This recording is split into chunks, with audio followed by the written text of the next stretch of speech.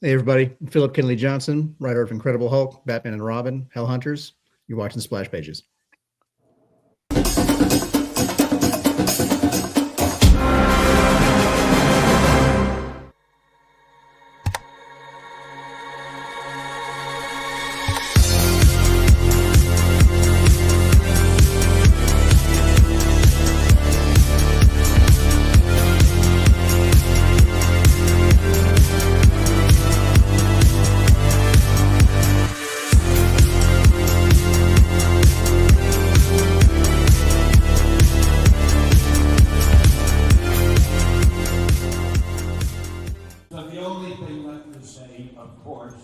Is the one obvious thing.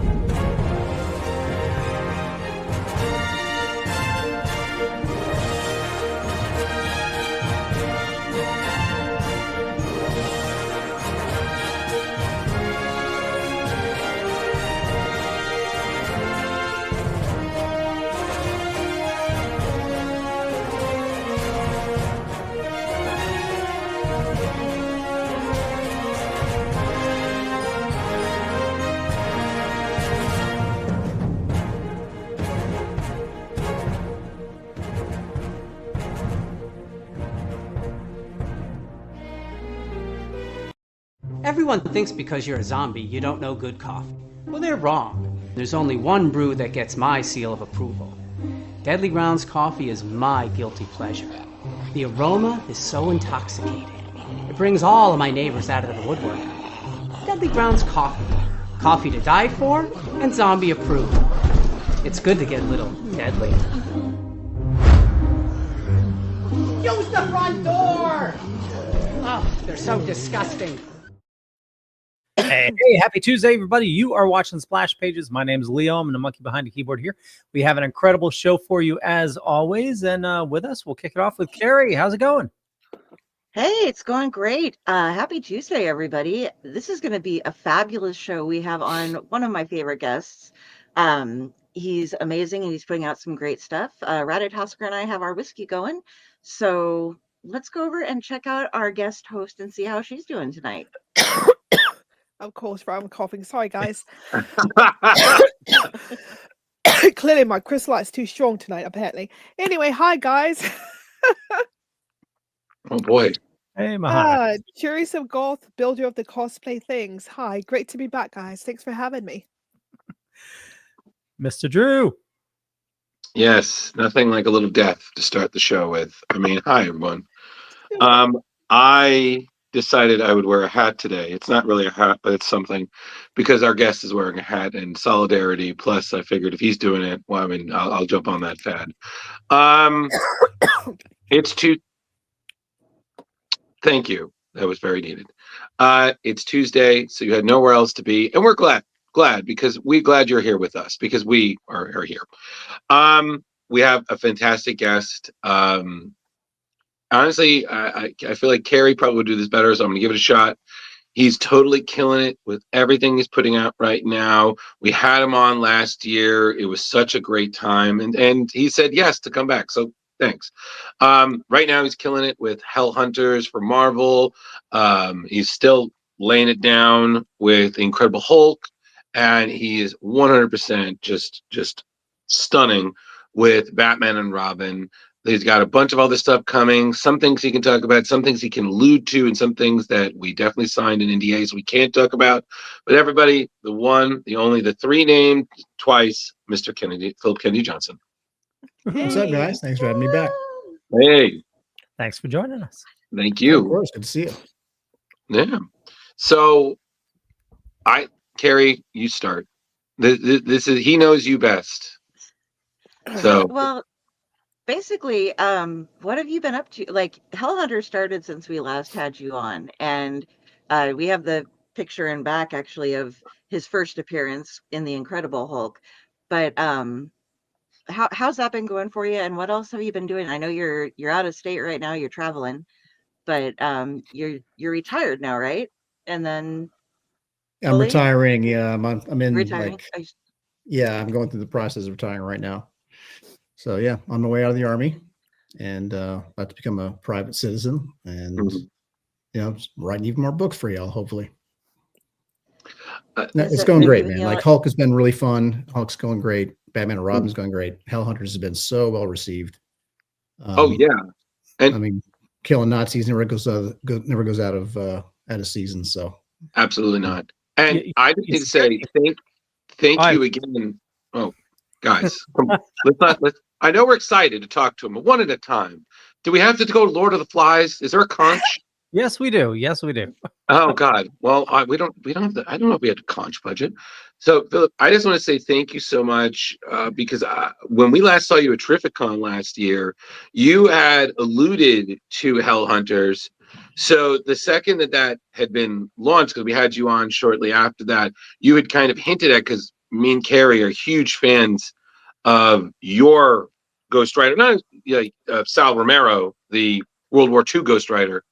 And then you're like, oh, you might be seeing more of him. And I was like, and I can't wait to see more of him. Every issue has been absolutely fantastic. So thanks for the kind of scoop, and thanks for laying it down every issue, man. It's 4 issues in, and I am raving about this to anybody who likes spooky war shit.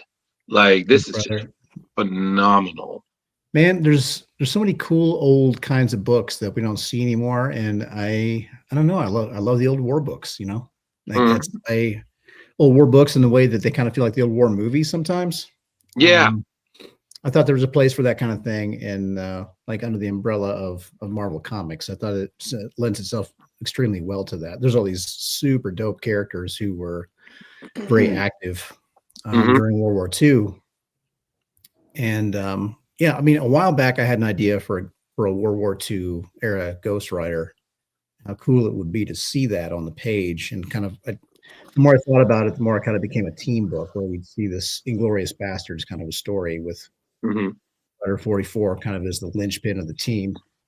Right. Yeah, so it just kind of came together. So by the time they actually greenlit this book, man, it was already like ready to roll. I was really excited to do it with these guys. I got great editors, great artists, great art team, I should say. Everyone's doing. Oh yeah, no, absolutely. I mean, honestly, I'm just waiting because I've seen this with one of our previous guests, Ben Percy. It was just an idea in his head, and now he owns a Helverine action figure. So I'm just waiting for when you're going to have a Sal Romero Ghost Rider figure. He's been warmly received, man. I got to say, one of the reasons Marvel wanted to do it, I mean, I soft pitched this story on a panel live with C.B. Cebulski.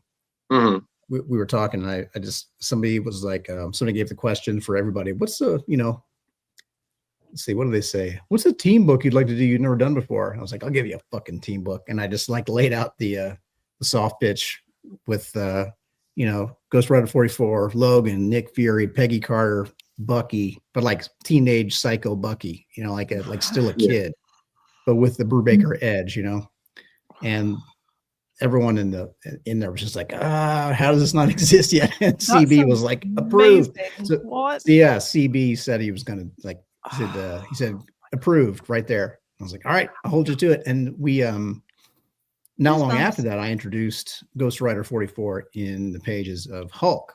Right. And let's see what happened next. I think Nick Klein, the artist for those issues, the main artist of Incredible Hulk, auctioned the pages, like the first appearance of Ghost Rider 44. That page is like a double page spread, and that thing sold for some crazy stupid number. And when Marvel found that out, and found out how well people are responding to that character, they're like, damn, okay, I think it's time for that book. So they reached out to me about doing it, and worked out great. So here we are. Oh my God, yeah, man, it has just been nuts. And I would, and MJ, I would love to hear your thoughts coming in on this, reading it, for prior to the interview. What did you think, dear?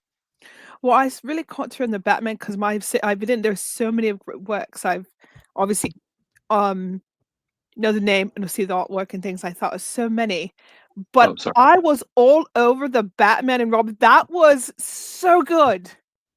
Oh, thanks. I mean, so obviously DC for life. Yeah, 100%. I like that shirt.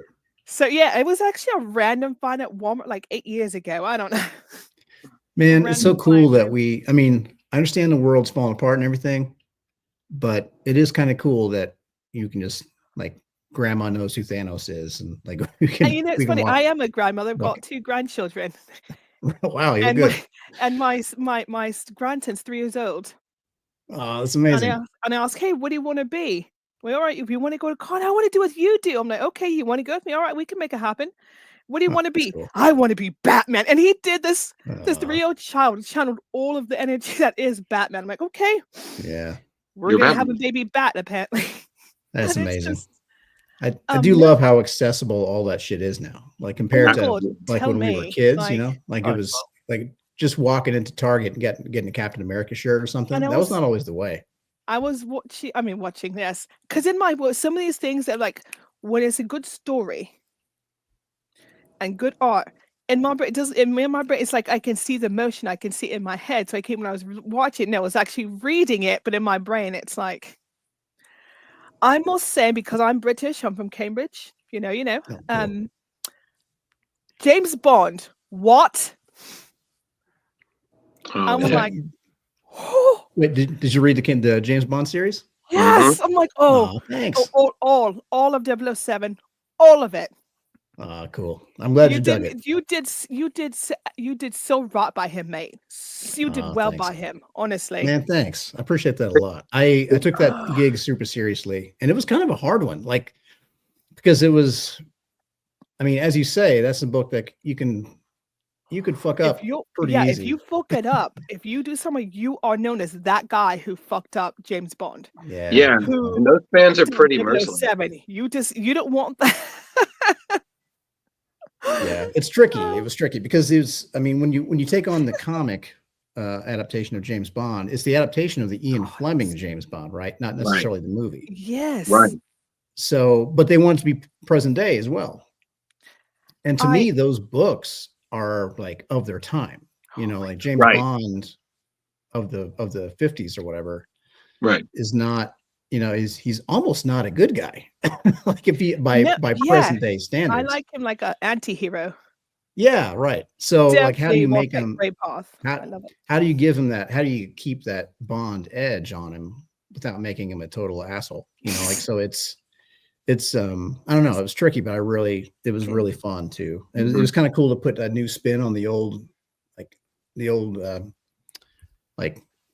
like crucial elements to his character, like his attitude towards women and drinking and violence and Right. cars and fashion. What's that? Someone who grew up obviously being in England, it's like a requirement. You gotta like 007, Doctor Right. Who, there's certain things that we must do. Yeah. I'm pretty sure it's required at this point. For sure. And you grew up with the movies and watching the old, series and whatnot, and the movies, but to see someone do them so well by him, it's not the same 007 that you've seen 18 million times. Yeah. I like how he really leaned into that grey road, Yeah. because before everyone, he was always portrayed, he was a spy and whatnot, but he was kind of like the good guy. Right. So I really like it's a good take on him. Like he's not all good. He is an anti-hero, and it's so well written. I really enjoyed that storyline. Thank you so much. So okay, first of all, I really appreciate you saying that. I appreciate your fandom and your support of the book. I took it very seriously. I'm very glad it landed for you. There were some things I wanted to kind of turn on their head without changing the character. Like there was a line that I remember from one of the old books in which he enters a room and he sees a woman that he's going to go after, and he describes her as, what was it, 10 years his junior and 5 years too old or something like that. And I was like, damn, yeah. I Wow. was like, Wow. and I was like, I have not seen. I like that. I said I have not seen a Bond girl that was older than him, like his Mhm. age, or a little older. Right. I was like, what if we did that? So I also really liked the Horowitz book, in which it kind of shows how he got his stripes when he first made his bones and became a 00. Mhm. Yes. I was like, what if we show a little bit more of that, like where we see how he not how he became a 00, but show someone else who was already 00 when he showed up. And as I was kind of fleshing it out, it sort of became this idea about like this story about patriotism, like when he, because he's kind of we imagine him as being kind of bitter. Like when the chips are down, he's for England. Oh, 100%. But he's also kind of like embittered, and there's this bleak kind of nihilism to him as well. And I wanted to see this woman this agent who happens to be female, who really inspired him. There was when he first got his stripes, he knew her as like the true believer, like someone that kind of helped I love him. that. I love that. The true believer who's still doing this for her country. I'm like, that line, the whole thing stuck with me. And that's the way in the beginning, like when they, and that's right. That whole thing that stuck with me. She was a true believer, one who still believed in the country. I'm like, stop it. And I'm like, man, I'm getting kind of emotional thinking about it, because now this is kind of where I'm at. Like this is I'm in a kind of a weird place myself. Like I consider myself an American patriot, and now that word doesn't mean what it used to. Like now people have like co-opted that word, and now when somebody calls himself a patriot online, you kind of have to automatically assume the worst. yeah, Man, I fucking hate that. yeah. I thought I wanted people to. asked me this. Yeah, it's important. You have to have pride, right? No matter where you're from, whatever country you're from, you've got to have pride. Yeah. And pride is not the same. Pride is not arrogance. It's not self-serving. Yes, you can be proud of where you're from, but you don't have to put others down to do it, because that is not patriotism. That is not pride. Yeah, patriotism is not nationalism. Nope. And so I'm in this weird place where I don't know. Like when I got the gig and this is even, I wrote that book like whatever, a year ago or more, and I was already kind of seeing the direction of things, and I don't know. I needed somebody like Gwendolyn Gann, like to kind of remind me what I was doing this for. And it kind of became the story about patriotism versus capitalism. Like what happens when defense contractors play an outsized role in conflicts where it becomes like a war of corporations. And what happens when war is privatized to the point where, you can kind of just buy the win. Like you can buy the tech and the biohacks and whatever it takes to win the war. And war has become less about ideology and more about like profit margins. Greed. Good old fashioned greed. Depressing as fuck. Anyway, so that was kind of what the Bond story became about. So even though I'm not British, I felt like I was in a similar place to I could imagine Bond being in a position like that, where he's fighting for England no matter what, but he also sees that his side is flawed sometimes. And anyway, so that's what that book was about. Thanks very much for reading it. I appreciate your support of that book. It was a fantastic read, and I absolutely recommend it to everybody. I've got my brother actually back home looking into it. He's like, wait, American wrote 007? Don't be shitty. Oh no, he's joking. He's a joke. He's just messing with my family. We were assholes to one another. That's how we show our love. Okay, right on. So, there you go. I have other Bond cred aside from where I was born. There you go. So but tell them that. We have a number of questions that have been popping up, and it's all Hulk stuff. If you want to take a chance here, and we're just gonna jump all over. This is connect the dots of Phillip Kennedy Johnson. Let's go. I'm down. Yeah. Let's go. Let's get. All right. Caesar of Rome would like to know: will Hulk tie into Imperial? I don't know how much I'm supposed to say, but I'm gonna go ahead and take a swing here anyway, because I do what I want, I guess. Yeah. So Imperial is a story that's going to exist really beautifully on the shelf. It's going to stand on its own two legs, and the Incredible Hulk, Age of Monsters, will be the same. So I coordinated with Jonathan about how to make those stories work out and be their own things, and not interrupt each other. They work out in the same timeline, the same continuity. So it's the same, timeline and all that. It's all 616, but they don't really connect in a meaningful way. Like if you're reading Age of Monsters, you do not need to read Imperial to make sense of what's happening. Good. It's I think sometimes there's a story that happens kind of quickly in the even though it's happening for 4 months in a row or whatever. If you actually check out the chronology of the story, it might all be happening in one afternoon or something. That's not the case with Imperial. It's not that short, but it is a story that fits within the context of Incredible Hulk and doesn't like break it, But no, it does not really connect to Imperial. Incredible Hulk, Age of Monsters will continue on, and will be pretty much unaffected by Imperial, and Imperial will do the same. Okay. I mean, Connected listen, to that's that, totally fine because some of your Bloodhound issues were my favorite within Thanks. that big event, because I believe it was like Western Vampire Town, and Yeah.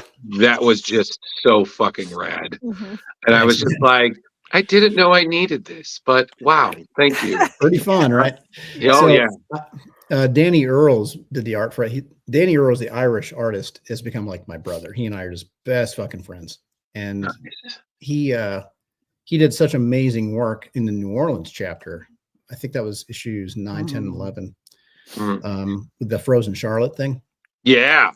Oh He just God. obliterated that story. I couldn't believe how good it looked. Like New Orleans just looked perfect. Danny put so much work into the environments, making everything look so atmospheric. It's unbelievable. So when it was over, well, before we did that story, I was kind of asking what he wanted to draw, like what he likes best to draw.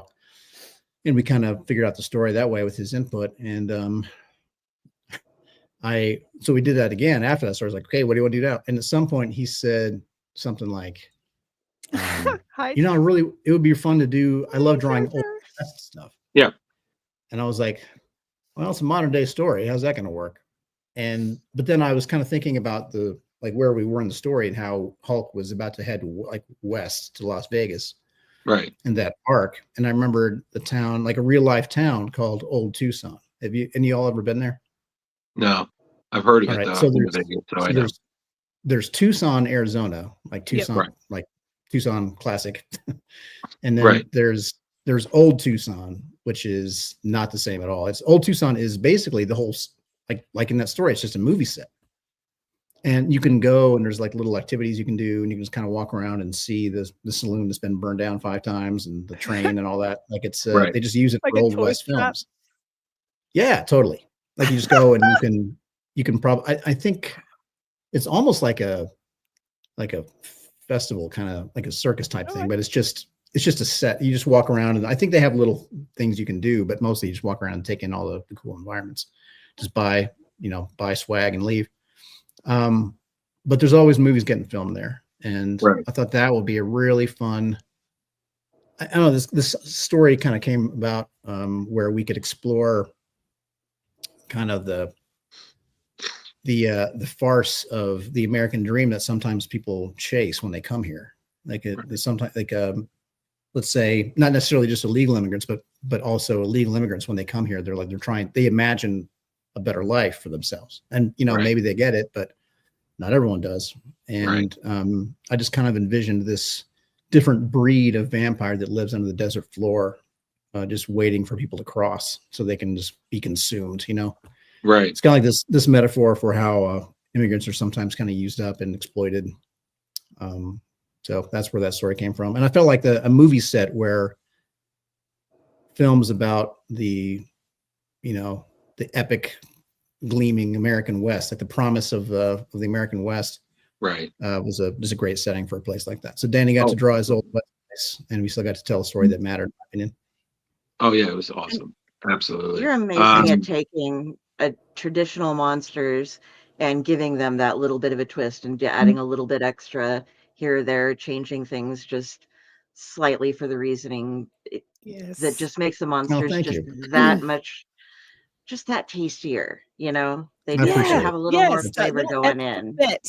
Yes. Yeah, Yes. Oh, absolutely. thanks. So Yeah, So- Age of I'm Monsters gonna has been a really great vehicle for that. I get beautiful. to we've just added reams of monsters to the Marvel bestiary, and it's been so goddamn fun. Sweet. Uh, So what other I'm questions, gonna. Leo? What other questions do we have? Yeah, I have a bunch. Is it okay if I Oh, start throwing a some second. stuff up? Go for Is it, it okay? Karen. I've been following him. Arif, we will get to you in a minute because we have some stuff that's kind of going on right now. Okay, so the werewolves still give RPC nightmares. Oh, shucks. Think Danny will hop over to DC with you on Superman for any issues. I shouldn't spoil what Danny's working on, but I will say he's doing covers for us. I think some of those might be already public. Cool. Okay. Danny did a freaking amazing Batman and Robin cover for us. Yes. I know he's doing another DC one coming up soon. He's that dude he'll keep getting work for sure. Danny's a monster.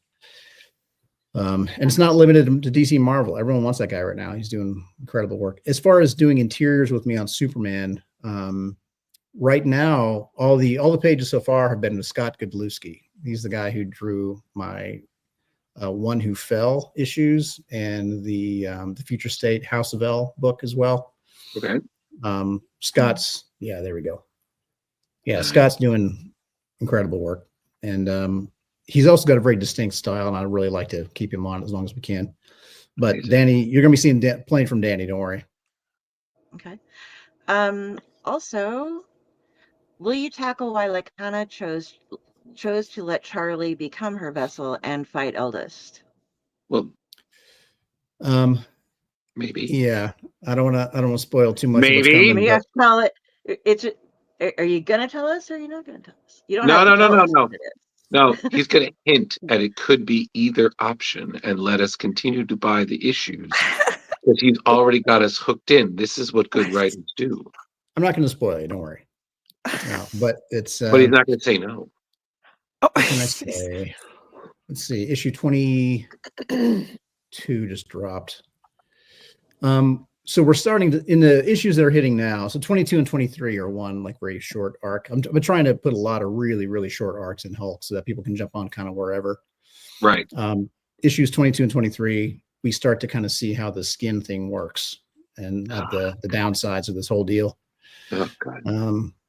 Drew, you look like you're reacting to something you saw on this No, last no, issue. it's just it you know what it is? It's I didn't realize it. Like it's funny because I've read all of Immortal Hulk. You know, I have nothing against how grotesque. And me and Carrie have this theory that your goal every time is just to make the transformations from Bruce to Hulk ever more gruesome. Like every time, every artist, I need it bigger. I need it better. I need it more. Like I want to make Cronenberg look like a Disney movie. Slice Okay, open eyeballs as the bones are coming Like- through and like, just have but- them This oozing. becomes so visceral. yeah, like that's what. But the thing that it actually creeped me out, and I've worked on horror movies. I have decked people out in blood. I have been in makeup for hours. All this, but when you had one of the main characters lose her skin because somebody else was wearing it, that I was just like, excuse me, no. Like, and it's funny because I was talking about this with Carrie because it reminded me of one of the books that we've read, The Crooked Man, by the great my Mike God. Mignola and the great Richard Corbin, and they have that scene where the witch is just her skin is on the body and she crawls back into it, and Yeah. that was but seeing that. I was like, okay, now I know there's something more terrifying than that. It's that someone stole your body, but not your body, Yeah. your skin, and is wearing it as you. And I'm like, okay, no. Like adding to Yeah. fears and things in the world, right up to spiders and giant squids. No. So Pretty rough. that was the shocker. Yeah, So- With thanks. that mythology of like the lichens and the selkies and stuff where you can take their skins and put them on, take the form, and then just and then there's Charlie too. Stories. Yeah. Oh, While you're Oh, reminiscing. come on. Oh, man. no. Stop. Okay, That's No. not nice. We got like 30 more minutes, man. Come on. okay. All right. Somebody yeah, really wants to know. Yeah, Arif really wants to just know clear this. some of these questions. Yeah.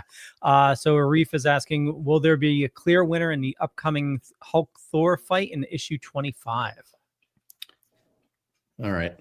Oh man. Wait, I Philip, really I got should- this one. The answer is clearly Deadpool. Right. Yeah, It's Squirrel always Girl. Deadpool. Clearly Squirrel Girl is going to come in the 9th hour and wield the Infinity Gauntlet and rearrange the world so everybody can go nuts. There you go. I will say there are more than 2 characters in the book, and there are more than 2 fights. Well, there's more than 1 fight in the book. Ooh. So Hey. yeah, I would say every fight that you see in the book has a clear winner. Okay.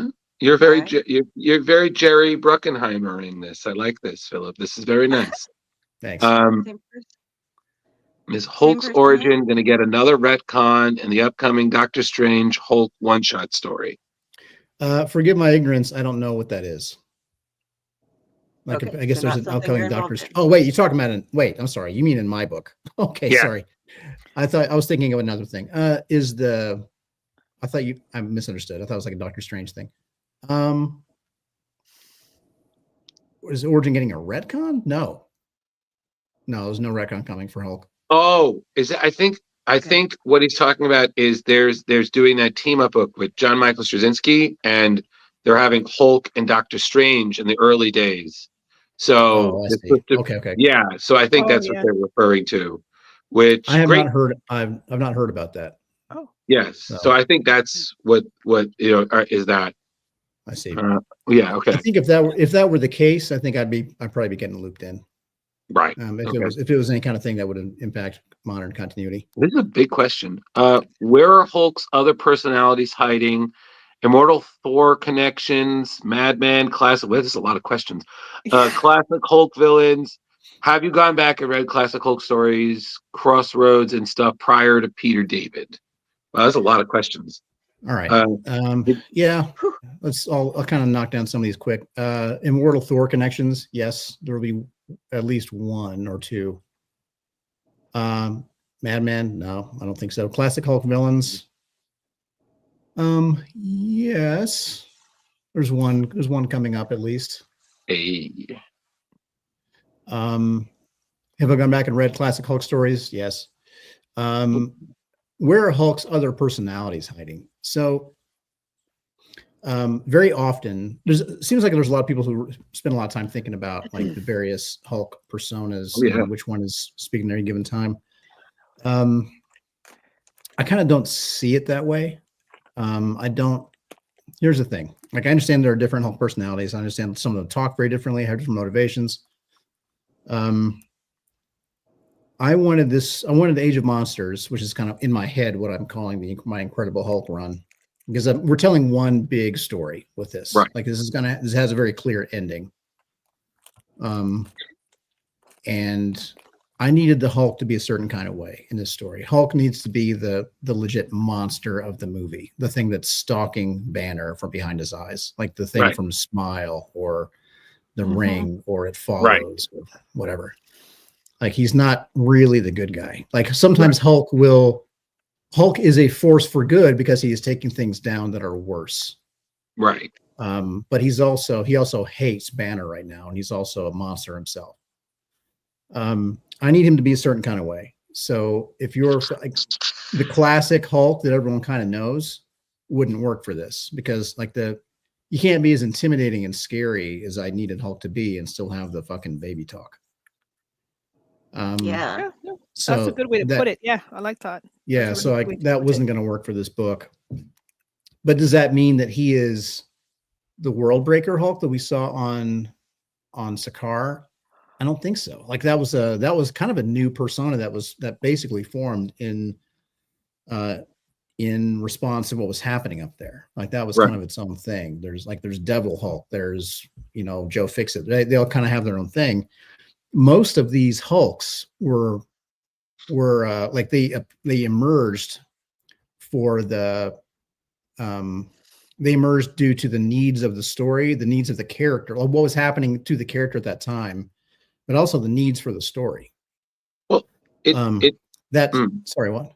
No, I was going to say, Philip, it's almost as if it's almost in your mind that these different personality Hulks were more reactionary to the situation. It was almost that developing those personalities was his way of adapting. The World Breaker Yes. was because he was on Skaar and he was, in a situation where we had to have that. The Devil Hulk was, unprocessed trauma. Joe Fixit, he was in Vegas as a mob enforcer, Exactly. like, These things, like if I have to answer the question, like, is this the new persona or one of the other ones? Like it's kind of an amalgamation of different elements that we've seen from Hulk in the past, but it's a new expression of the shit that's already in there.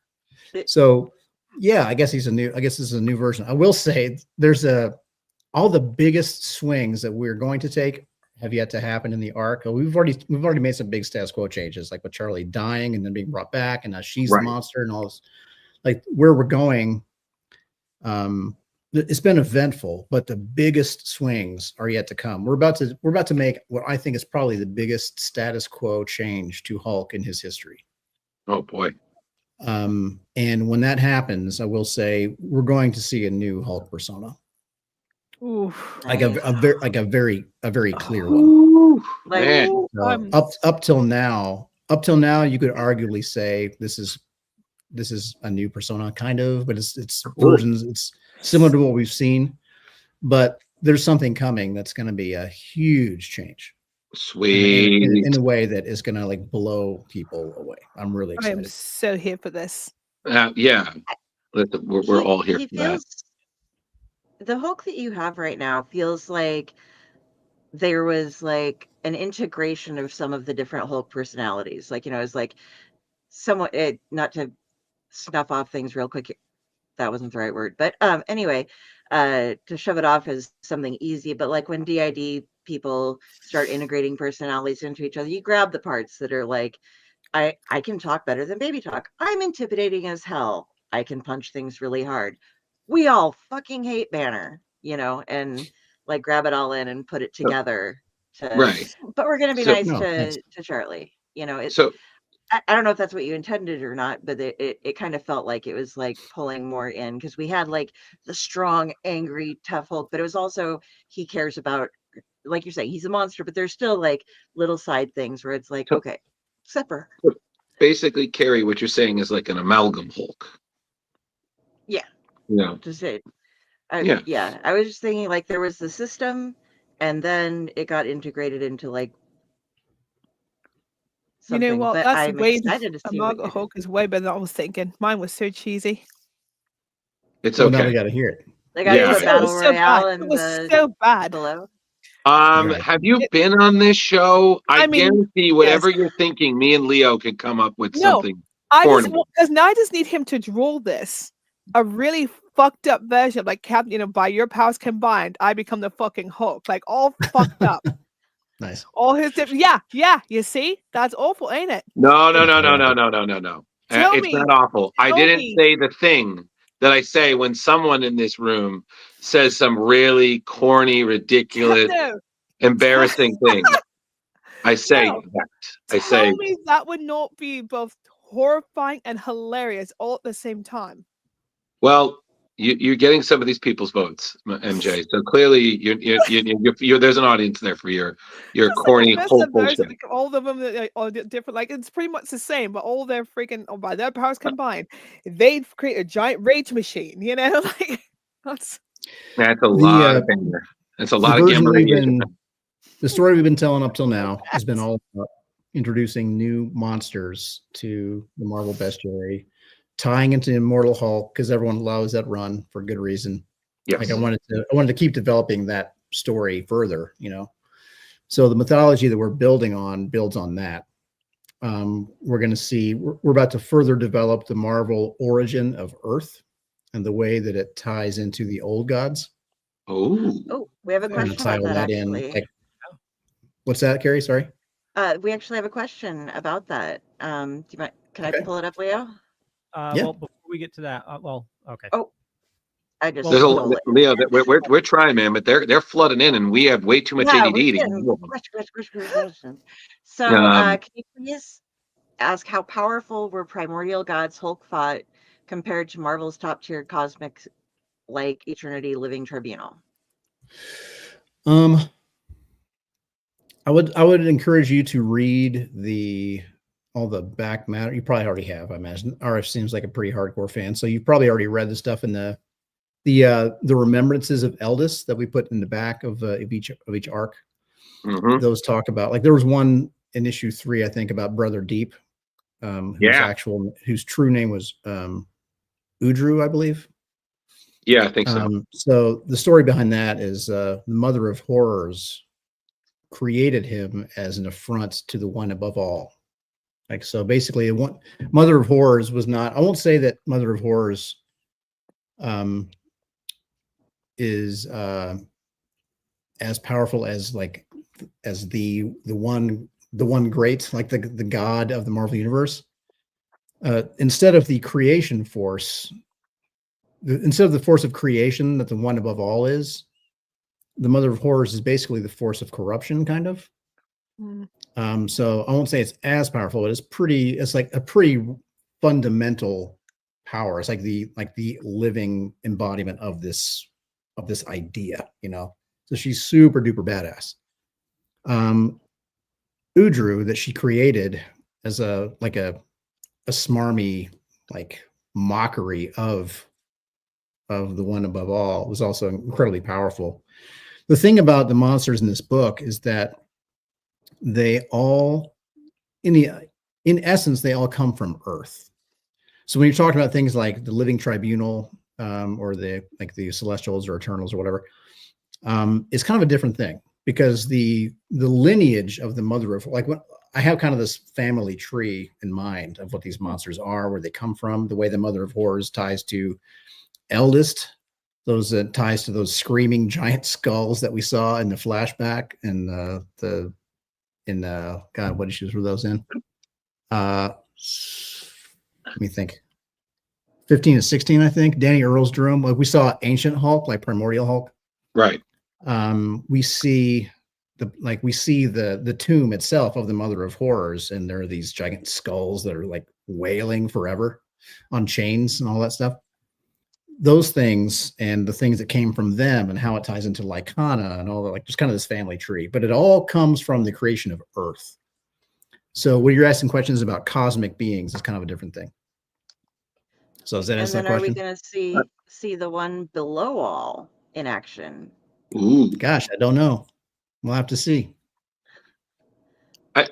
And I Leo, I think grab stuff, so your turn. I think one of our questions also was asking about the run. Are you scripting? Because I know people script in advance.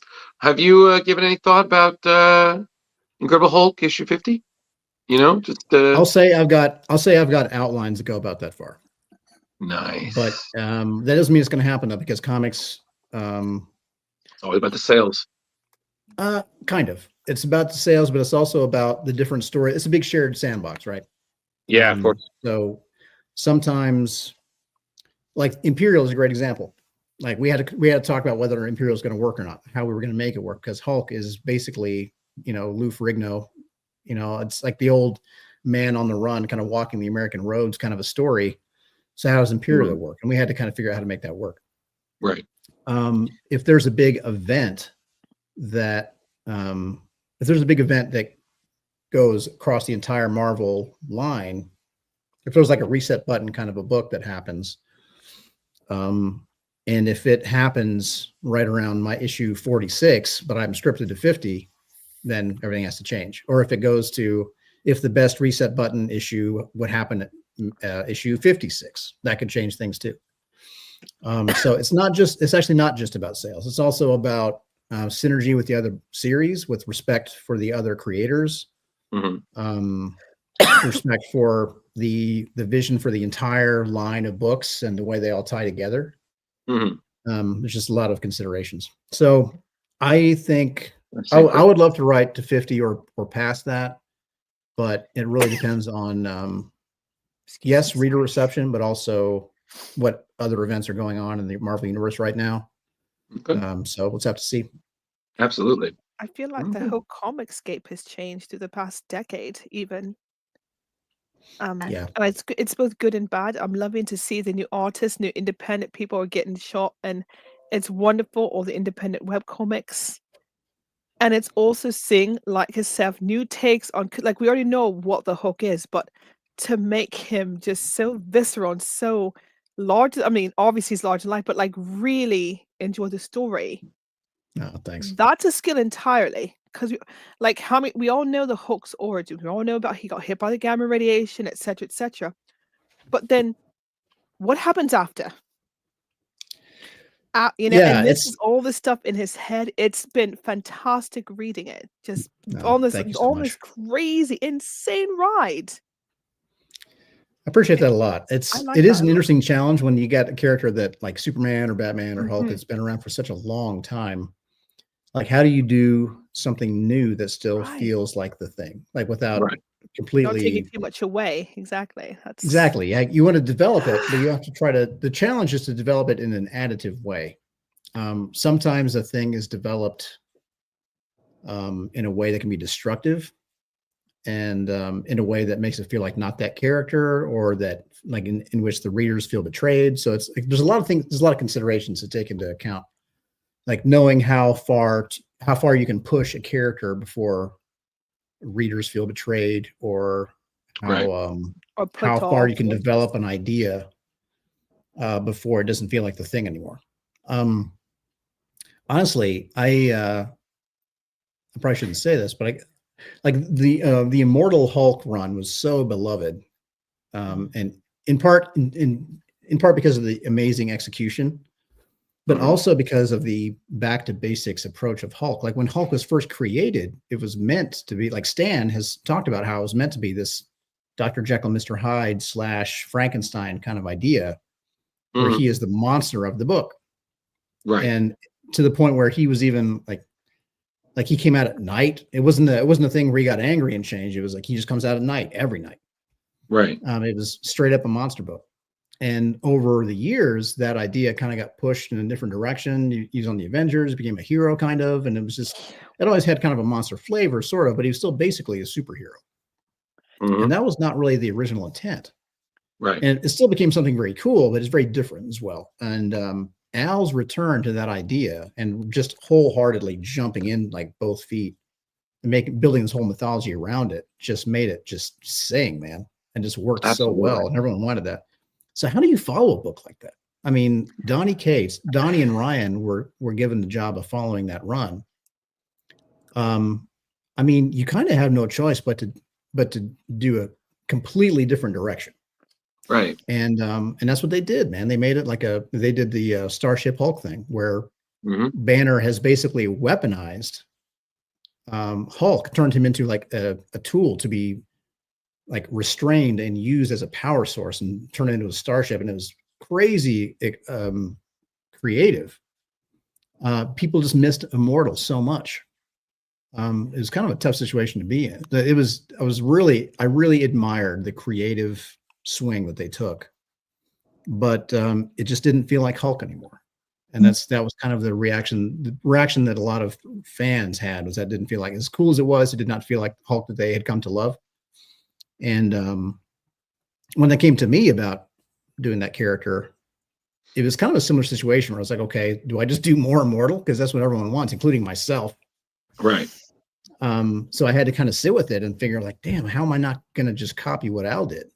And in the end, I ended up kind of my way into the character became my love for folk horror and for like Hellboy and Hellblazer and those kinds of, like the fucking Crooked Man, like you talked about. Like that's, if there's one story that became kind of the template for my Hulk run, is the Crooked Man.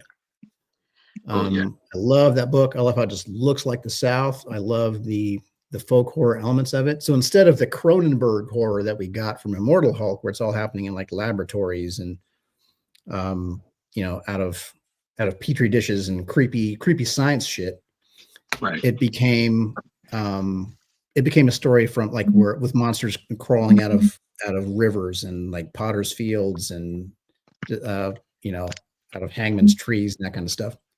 Right. And that was, it still got to feel like Immortal Hulk did, but in a way that I could do more effectively given my own influences, and still gave people the monster vibe they wanted, and even worse transformations. Like when they asked me to pitch a new Hulk story, I was like, well, I mean, we could go harder. Like, what if we went actually way harder than he did? And you did. Yep. Let me ask you a question. And this is not a spoiler. This is an honest question. How would you guys feel about a red band Hulk book? Yeah, this is the right group because we're for it. I mean, Yes. it kind of is that already, right? Yeah, I've read red band stories that don't go as hard as us. Yeah, I was gonna say red band. I'm like, oh, they put 4 more blood drops on you. Oh, Okay. look, he's crawling out of somebody's face. That's more. That's what, nice. I Love would that. love it. I would. That's. Oh, absolutely. I'm Okay. I'm on All right. board. Noted. I am gonna also So- back these lovely ladies up with I'm fine with this, and as long as what you're red banning, I'm red approving, then the answer is yes. And everyone else agrees with me that a red band Hulk would be amazing. So Good to know. Really. Like band to cover. quote Do you my really favorite want to movie. ask that? Yes, you do. Yeah. Because he Yeah. will. To Yes, he quote will. my favorite movie, I'd call that a big yes. I call that a big yes. Yeah, I call that a big yes. So we had a couple other Hulk questions, and then a Batman question came in. So Yeah, I feel like we're gonna best of this, and then we still had things we wanted to ask. So You guys So- have your brand. There's a lot of yeah, people no, guys. it's cool. Listen, we like people interacting. You should have seen when Mark Wade was on. Yeah. We were flooded. It was lovely. Oh, you guys had So- wait on. That's cool. Oh Yeah. yeah. So before I have to ask this because I was kind of wondering because you bring up Al, is there like a Hulk chat group? Like I just imagine like I call in my brain it was like the Gamma group, like you and Al Ewing and Peter David and like Kate's, and just like you guys are just like, hey man, I heard you're doing this thing, cool. Or like there's like a Gamma writers room where you guys just support each other, like, hey, you're doing good stuff with the Gene the Hulk. Yeah, the green guy is doing some cool stuff. Oh my God, what did you do? Like, oh no, I picked up what you did, Al. I just like, do you guys chat? Do you send Gmail? Green email? We don't. It would be fun if we Okay. did, but we don't. Okay, that's fine. I've never talked to David personally, Peter David. Nice guy. I've met Donnie, but we're not like chummy. I don't know him very well. Right. I do know Al pretty well. Al and I do talk, and we've been at Marvel summits together, and we do talk about Hulk, and it's really fun. But Al is very much doing his own thing right now with other shit. He's not really thinking. It's not like he doesn't think about Hulk forever. Now he told his story. He had an idea for the thing and he executed it beautifully, and it's done. Right. And now he's kind of moving on. And honestly, dude, when I was in the room when he pitched that Immortal Thor thing for what was coming, and it was probably the best pitch I've ever heard. It Wow. was so fucking good. I am so excited for this book to go where it's going. All about the. Yeah, I'm a big believer in Al. Al's a great writer, really good guy. And we did talk about Hulk. He was very supportive of what I'm doing. And obviously I'm supportive of what he did. And I told him, I was like, dude, the biggest problem with this book is how not to just copy your ass. Because I just loved how that went. And he, we get along very well. He's been very supportive, and it's always a pleasure to talk to that guy.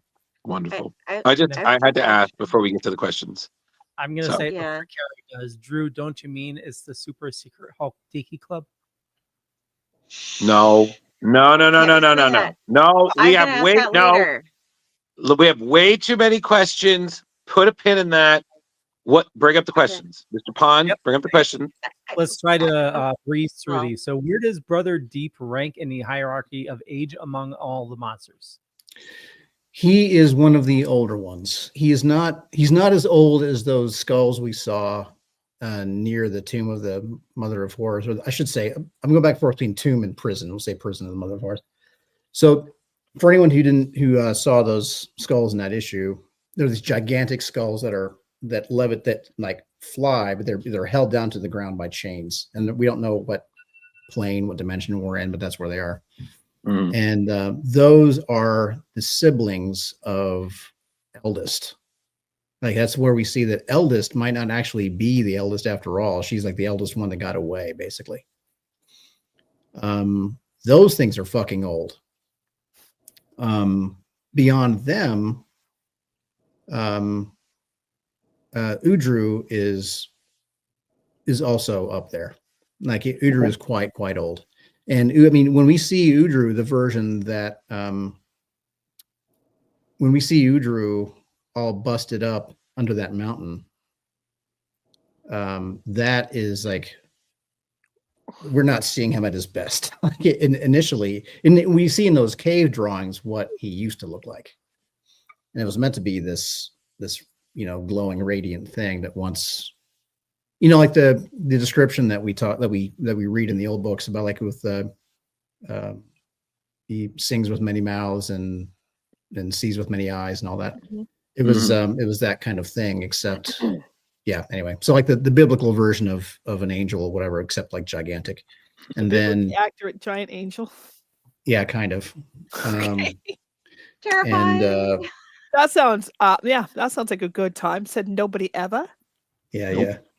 But then, the one above all blinded those eyes and broke his many hands, and and threw him down into the earth, and that's how he is when we see him. Yeah, well, that sucks. He's real old. He's real old. That's pretty metal. Bloody sucks, man. Yeah, pretty rough. I will say I love that character. And I would love to see. I'm not gonna commit to not seeing Udru again. I really like that creature. So there you go. Bring back. All right, what's the next one?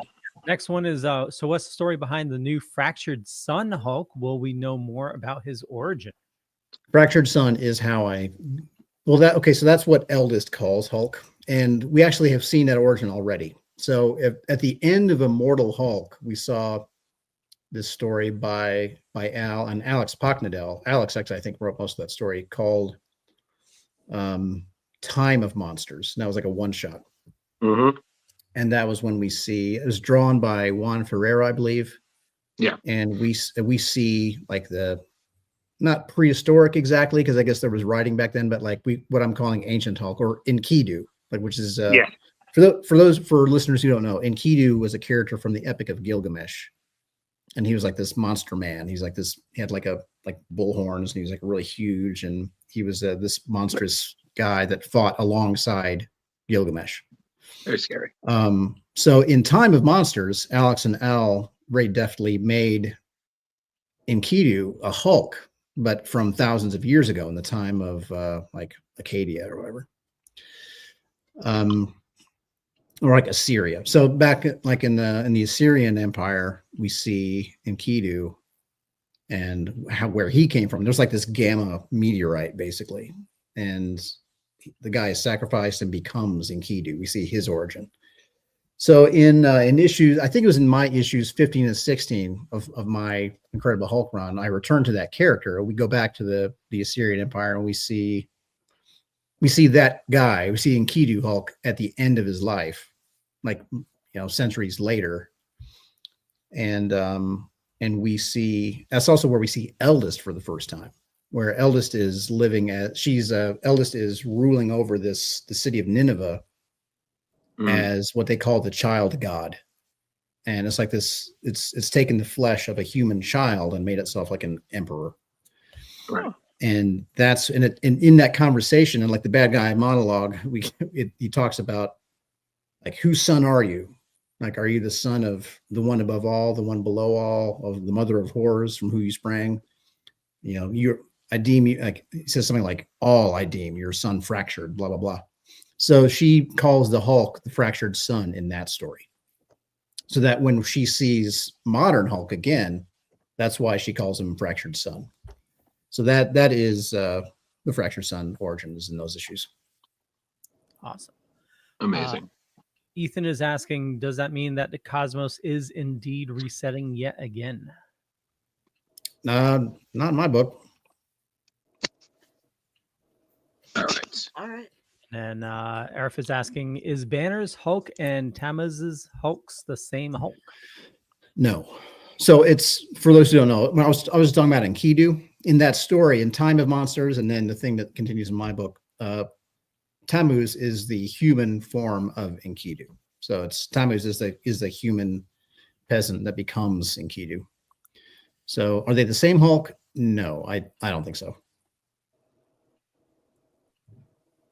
Okay. Carrie, did you see any other Hulk questions? before we move? There is one that let's go here, because this is something I wanted to ask about as well. I'm curious to know if there were any of the BC Avengers that Jason Aaron introduced roaming around during that flashback with Fractured Sun. I was also interested on. Go ahead with this one though, and then I have another question. Oh, about sorry. Jason I was just Aaron going to for you. say, I don't, But, yeah. we don't see him in the page. I would have to go back. I have to remind myself who's in that story. Was that, let's see, I think Odin was in that. Is that right?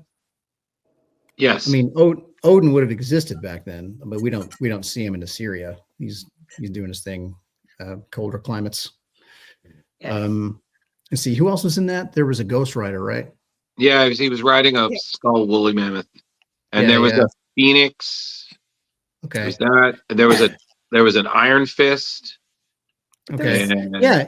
In theory, they would all be around during that time. Yeah, but they're just not. They had no place in the story we were telling with that. Okay.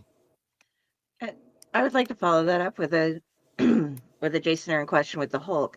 With his writing, he made Bruce just like lose his shit. Like it was like Hulk was his heroine, and he was suddenly cut off from him, and Bruce became just horrible and just destroyed him. And then now did you use that as like part of your, okay, now I'm going to revenge myself for what you fucking did to me with that at all? Like, you can't survive without me. You are so weak without me. You will die. And you are cruel beyond measure. But let me show you that I'm the monster here. Yeah, it was kind of a response to what happened in Starship Hulk, basically. So when we saw Banner enslave Hulk as a power source and like lock him away in his own mind, and he had this literal like lever that he would pull like to turn up to send bigger and bigger threats in there and turn up the rage meter ever more.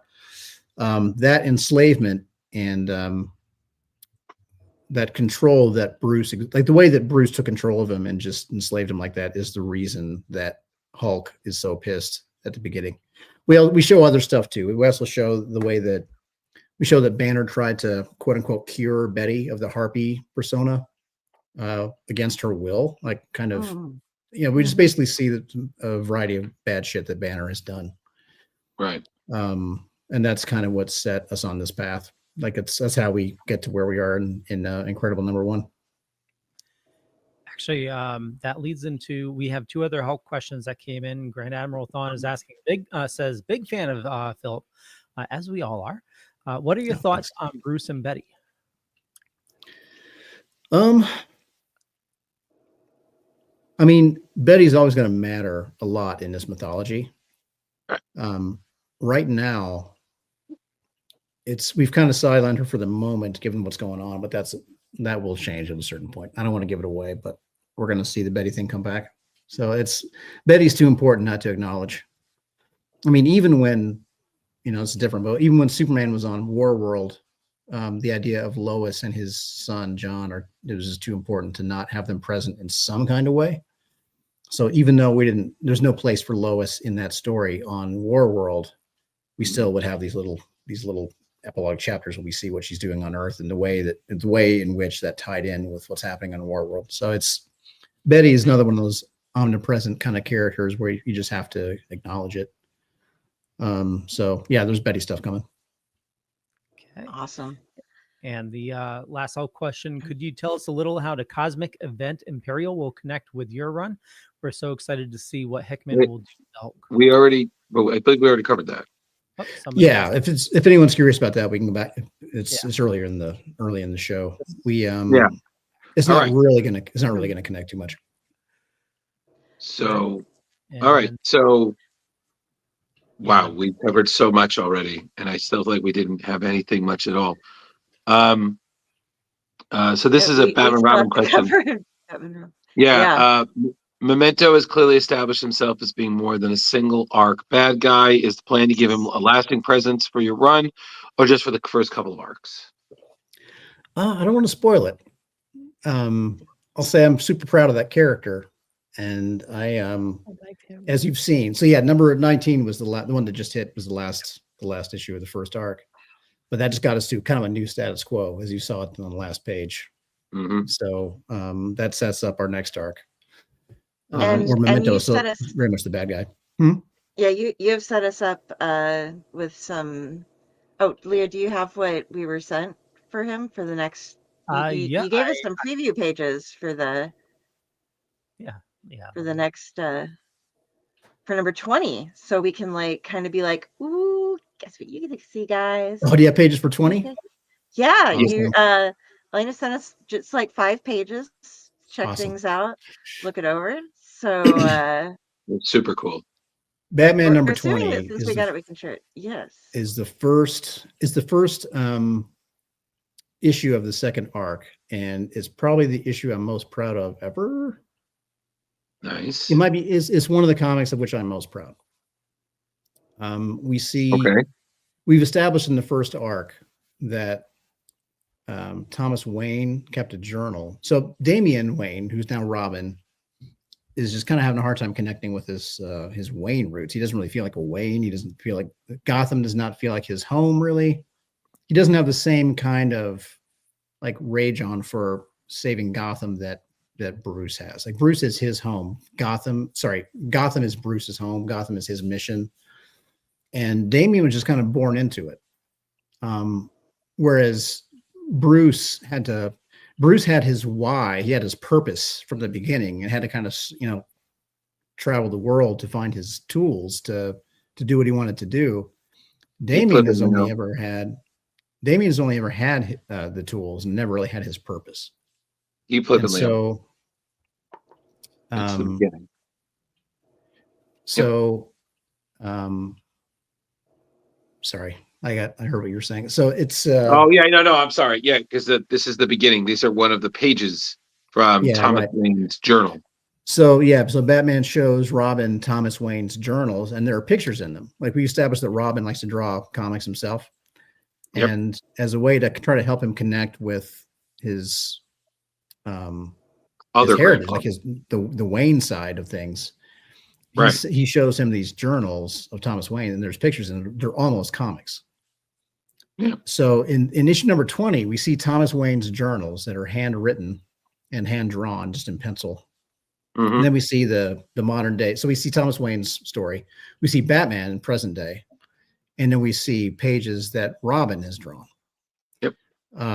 So we have 3 different artists working on this, and man, I just could not be more happy with this. So Hugo Petrus drew the Thomas Wayne journal pages. Miguel Mendonca, my friend from Portugal, drew the Batman pages. And then those. And Junie Ba drew the Robin pages. Junie Ba drew this amazing Robin story recently called Boy Wonder. It's so good. It's so fucking good. It's so fucking good. When we were talking about Absolutely. about who we could get, when I sent in the script and talked about who we might get to do the Robin pages, I was like, it's got to be Junie Ba. And yes, they he was basically the list.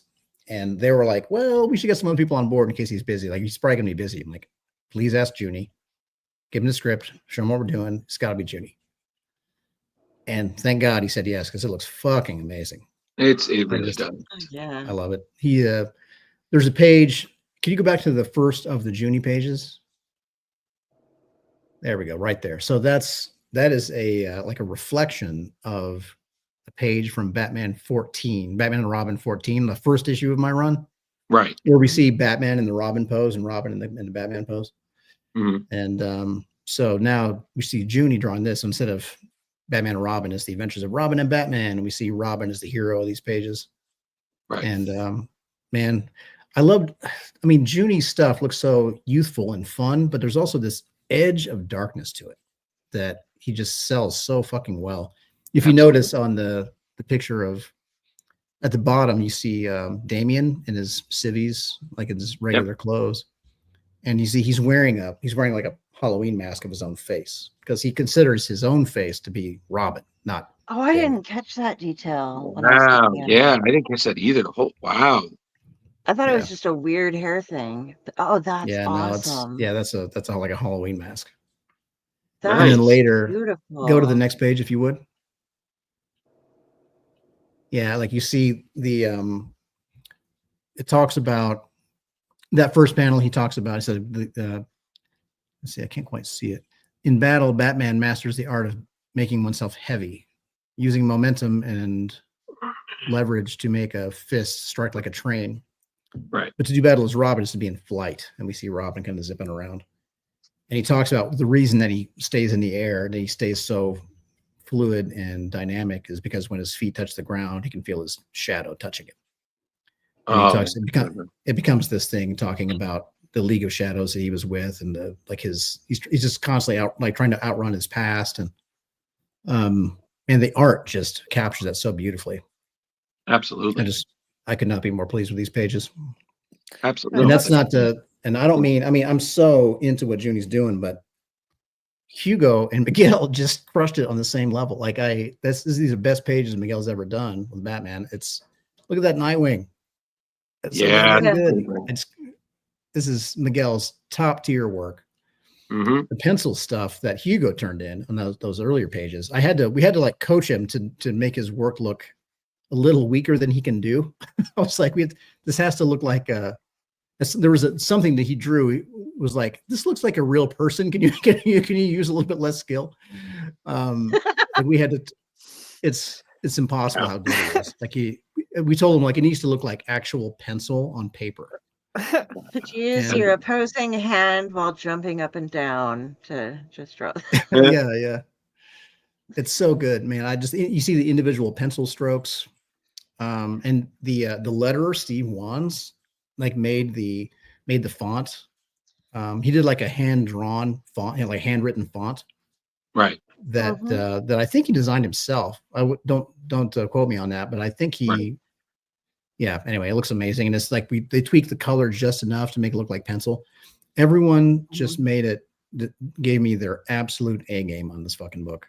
Oh, yeah. I just couldn't believe that. I've never worked on an issue where people were more collaborative with each other, or more responsive to the needs of the other artists. It just felt like music the whole time. Absolutely. I am a letterer and font freak about things. Yeah, slightly. But this one, I love script fonts, and that's what he's doing here. And I can read it, and it comes across great, and it's beautiful, and it flows. But I've seen so many people try to do that, and it becomes something where I'm like, magnifying glass, trying to figure out what is being said where. And this is just perfectly sized, spaced, and everything flows really well. So bravo. Right. Well, thank you. I appreciate that. Well, that is all Steve Wands. That guy's such a pro. And we talked about, Steve and I talked about, just making it, we would weigh things like, okay, this looks handwritten. Now it looks it's just like a little bit too difficult to read. Yeah. You don't want anyone to have to work too hard to read it. Right. Just the casual reader should be able to just kind of wipe their eye across all the text and just immediately get it and not have to work too hard. And he just crushed it. Absolutely. Oh yeah. It's perfect. Yeah. One of my favorite comics I've ever written. Oh yeah. Can't wait to read it. Thanks, man. There were also some moments, if I wouldn't mind, Carrie or Leo, if you could bring up, that I wanted to mention, because in your short run, just some great highlights. So Leo or Carrie, would you mind? Leah's got it. I'm going to pull up real quick. Not a question, but a comment. Last issue, you had Red Hood burn Bats about how shitty a dad he was to the boys. I'm guessing you don't hold him high in regards to being a parent. Well, he's just a mission first guy, and it's not that he doesn't love his sons, or that he's just the most intense of people. He's a person that is so intense that he doesn't understand sometimes the perspectives of others, or how difficult the situation is that he's putting them in. Right. So he's a person who stands toe to toe with Superman, like Superman, and Right. is his equal at least, which is insane. Like, he's beaten every member of the Justice League, every bad guy DC's ever created, and he's just a guy. So what must it be like? What must a person do to reach that level of achievement? Like, how fucking intense would somebody have to be? Like, we're talking about counting every calorie and macro, like never wasting a twitch of effort from any muscle in the achievement of his goals. Planning 20,000 steps ahead at all time, just like thinking about every eventuality, always knowing every language, knowing every city, every street, he just has to know so much. There's so much that goes into making himself who he is. And when somebody signs on to this mission with him, that's what they're signing up for. And he that's the lifestyle that he imposes on them. Yeah. And a lot of these kids are like, there's broken kids who lost their own parents, and they're so desperate for him to love him, and they will do anything for it. So like they throw themselves into this mission to save Gotham, but Gotham is really his thing. Right. And so there was this line in the book that I assume our friend is talking about, where he says something like, so he's talking about Robin. He's like, Robin can, Red Hood's like, what if he wants to quit? What if he quits? And Batman's like, he can't quit. Like, Gotham needs him. He knows that. And Red Hood, they're like talking on radios because they're both like kicking ass in different places at the time. And Red Hood's like, man, you don't understand. Like, he doesn't give a shit about Gotham. None of us ever gave a shit about Gotham. He does this. We all did it to make you love us. But he said we all did it because we thought it would make you love us. And I stand by that. Mm-hmm. You know, like a lot of fans lit me up for that online, and that's fine. They are welcome. I'm sure. I know there are other stories in which somebody talks about their devotion to Gotham. That just doesn't feel true to me. To me, they're doing it for their dad, or for the person they want to be their dad, even though on some level they're afraid that he's not really, that he doesn't see them the same way. Right. So he's just the most intense of people. So is he a good dad? No, he's not a good dad. He is the greatest hero. He is a great hero, but he's not a great father, and it's not his fault. He is just broken. Right. He doesn't know how to be a dad or a son either. Like he lost his own kid. He lost his own father. He doesn't know what he's doing. He's doing his best. He does love his kids in his way, for sure. And he is a great hero, but he is so intense. It makes him hard to live with. It makes him hard. It makes a hard life for his sons. Right. So what do you go with the view on would Gotham be as bad as it was if Batman wasn't as good as he was? Would there be supervillains to fight if there wasn't a superhero? Or would there just be shitty street criminals hanging around? That's a fun question that I asked too, because when Robin is reading Thomas Wayne's journal, we'll see that in issue 22. Like when Robin's walking around in Thomas Wayne's journal, you haven't seen those pages, but we see him kind of walking around through Gotham in Thomas Wayne's shoes. We're like, damn, this actually looks kind of nice. Like this is before Thomas Wayne died.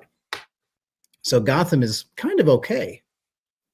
And that's the Gotham that Damian is coming to know through those journals. So at some point, Batman wakes up from his, Damian's been keeping him alive, and Batman wakes up and Damian's there reading that book. And he's like, this, is this what normal people are like? Like, there's nothing in here about poison resistance, or like unarmed ninja training, or like, how to speak Russian with Ukrainian accents, or he's talking about, birthdays and barbecues and doing shit on the pond. And is this what people are like? Like, it's Gotham seems okay too. Right. And he asks him, is Gotham this way because of us? Like, did we do this? And it's I think it's a valid question, because there's an argument to be made that Batman really escalated the war between law and order and crime when he became the costumed superhero. Yeah. And after that is kind of when all the crazies really started to come out of the woodwork. Like, they escalated to meet what he is. And then it just kind of kept going. And I recall first reading something like that in Jeff Loeb and the late great Tim Sale's Long Halloween, and later in his other works, they had that idea that it's almost like Batman's presence attracts them. It challenges them. So that's, there's that correlation that because they're there representing the order, the villains, the Arkham assignment are there to oppose. They're the chaos. And, as our person questioning, it's the escalation. So Batman increases his efforts in the war, so thus the villains do. Right. So yeah, MJ, like you said, it's an ongoing question about Batman. Yeah. MJ, I'm sorry, what were you saying? Looked like you had something to say. Oh, that same thing. Like, even that question's been posed for 30 years, like, at least, because I remember on Batman the Animated Series, there was literally an episode they put Batman on trial, and his attorney was the attorney that absolutely hated him. Yep. And they had to make the argument that, whether or not it was that got he created exactly. Yeah, I don't claim to be the first one to come up with that idea. I really like Damian. I like Damian. I like Damian seeing Gotham, like seeing through the journal, like, holy shit, this is actually kind of nice. Like, and he's very young too. People forget he's very young. Well, the first time we met him, he was like 11, 12. Yeah. So it's like this he's kid finally aging, so it's a big deal. And what's been discussed a lot is everybody's first Batman is their first Batman or Superman or whatever. So this might be the first time that they've had the question posed to them, because they're reading you. So it's one of those questions that lasts time, throughout time. There's no answer. There's never going to be an answer. No definitive answer. There's never going to get one. Yeah.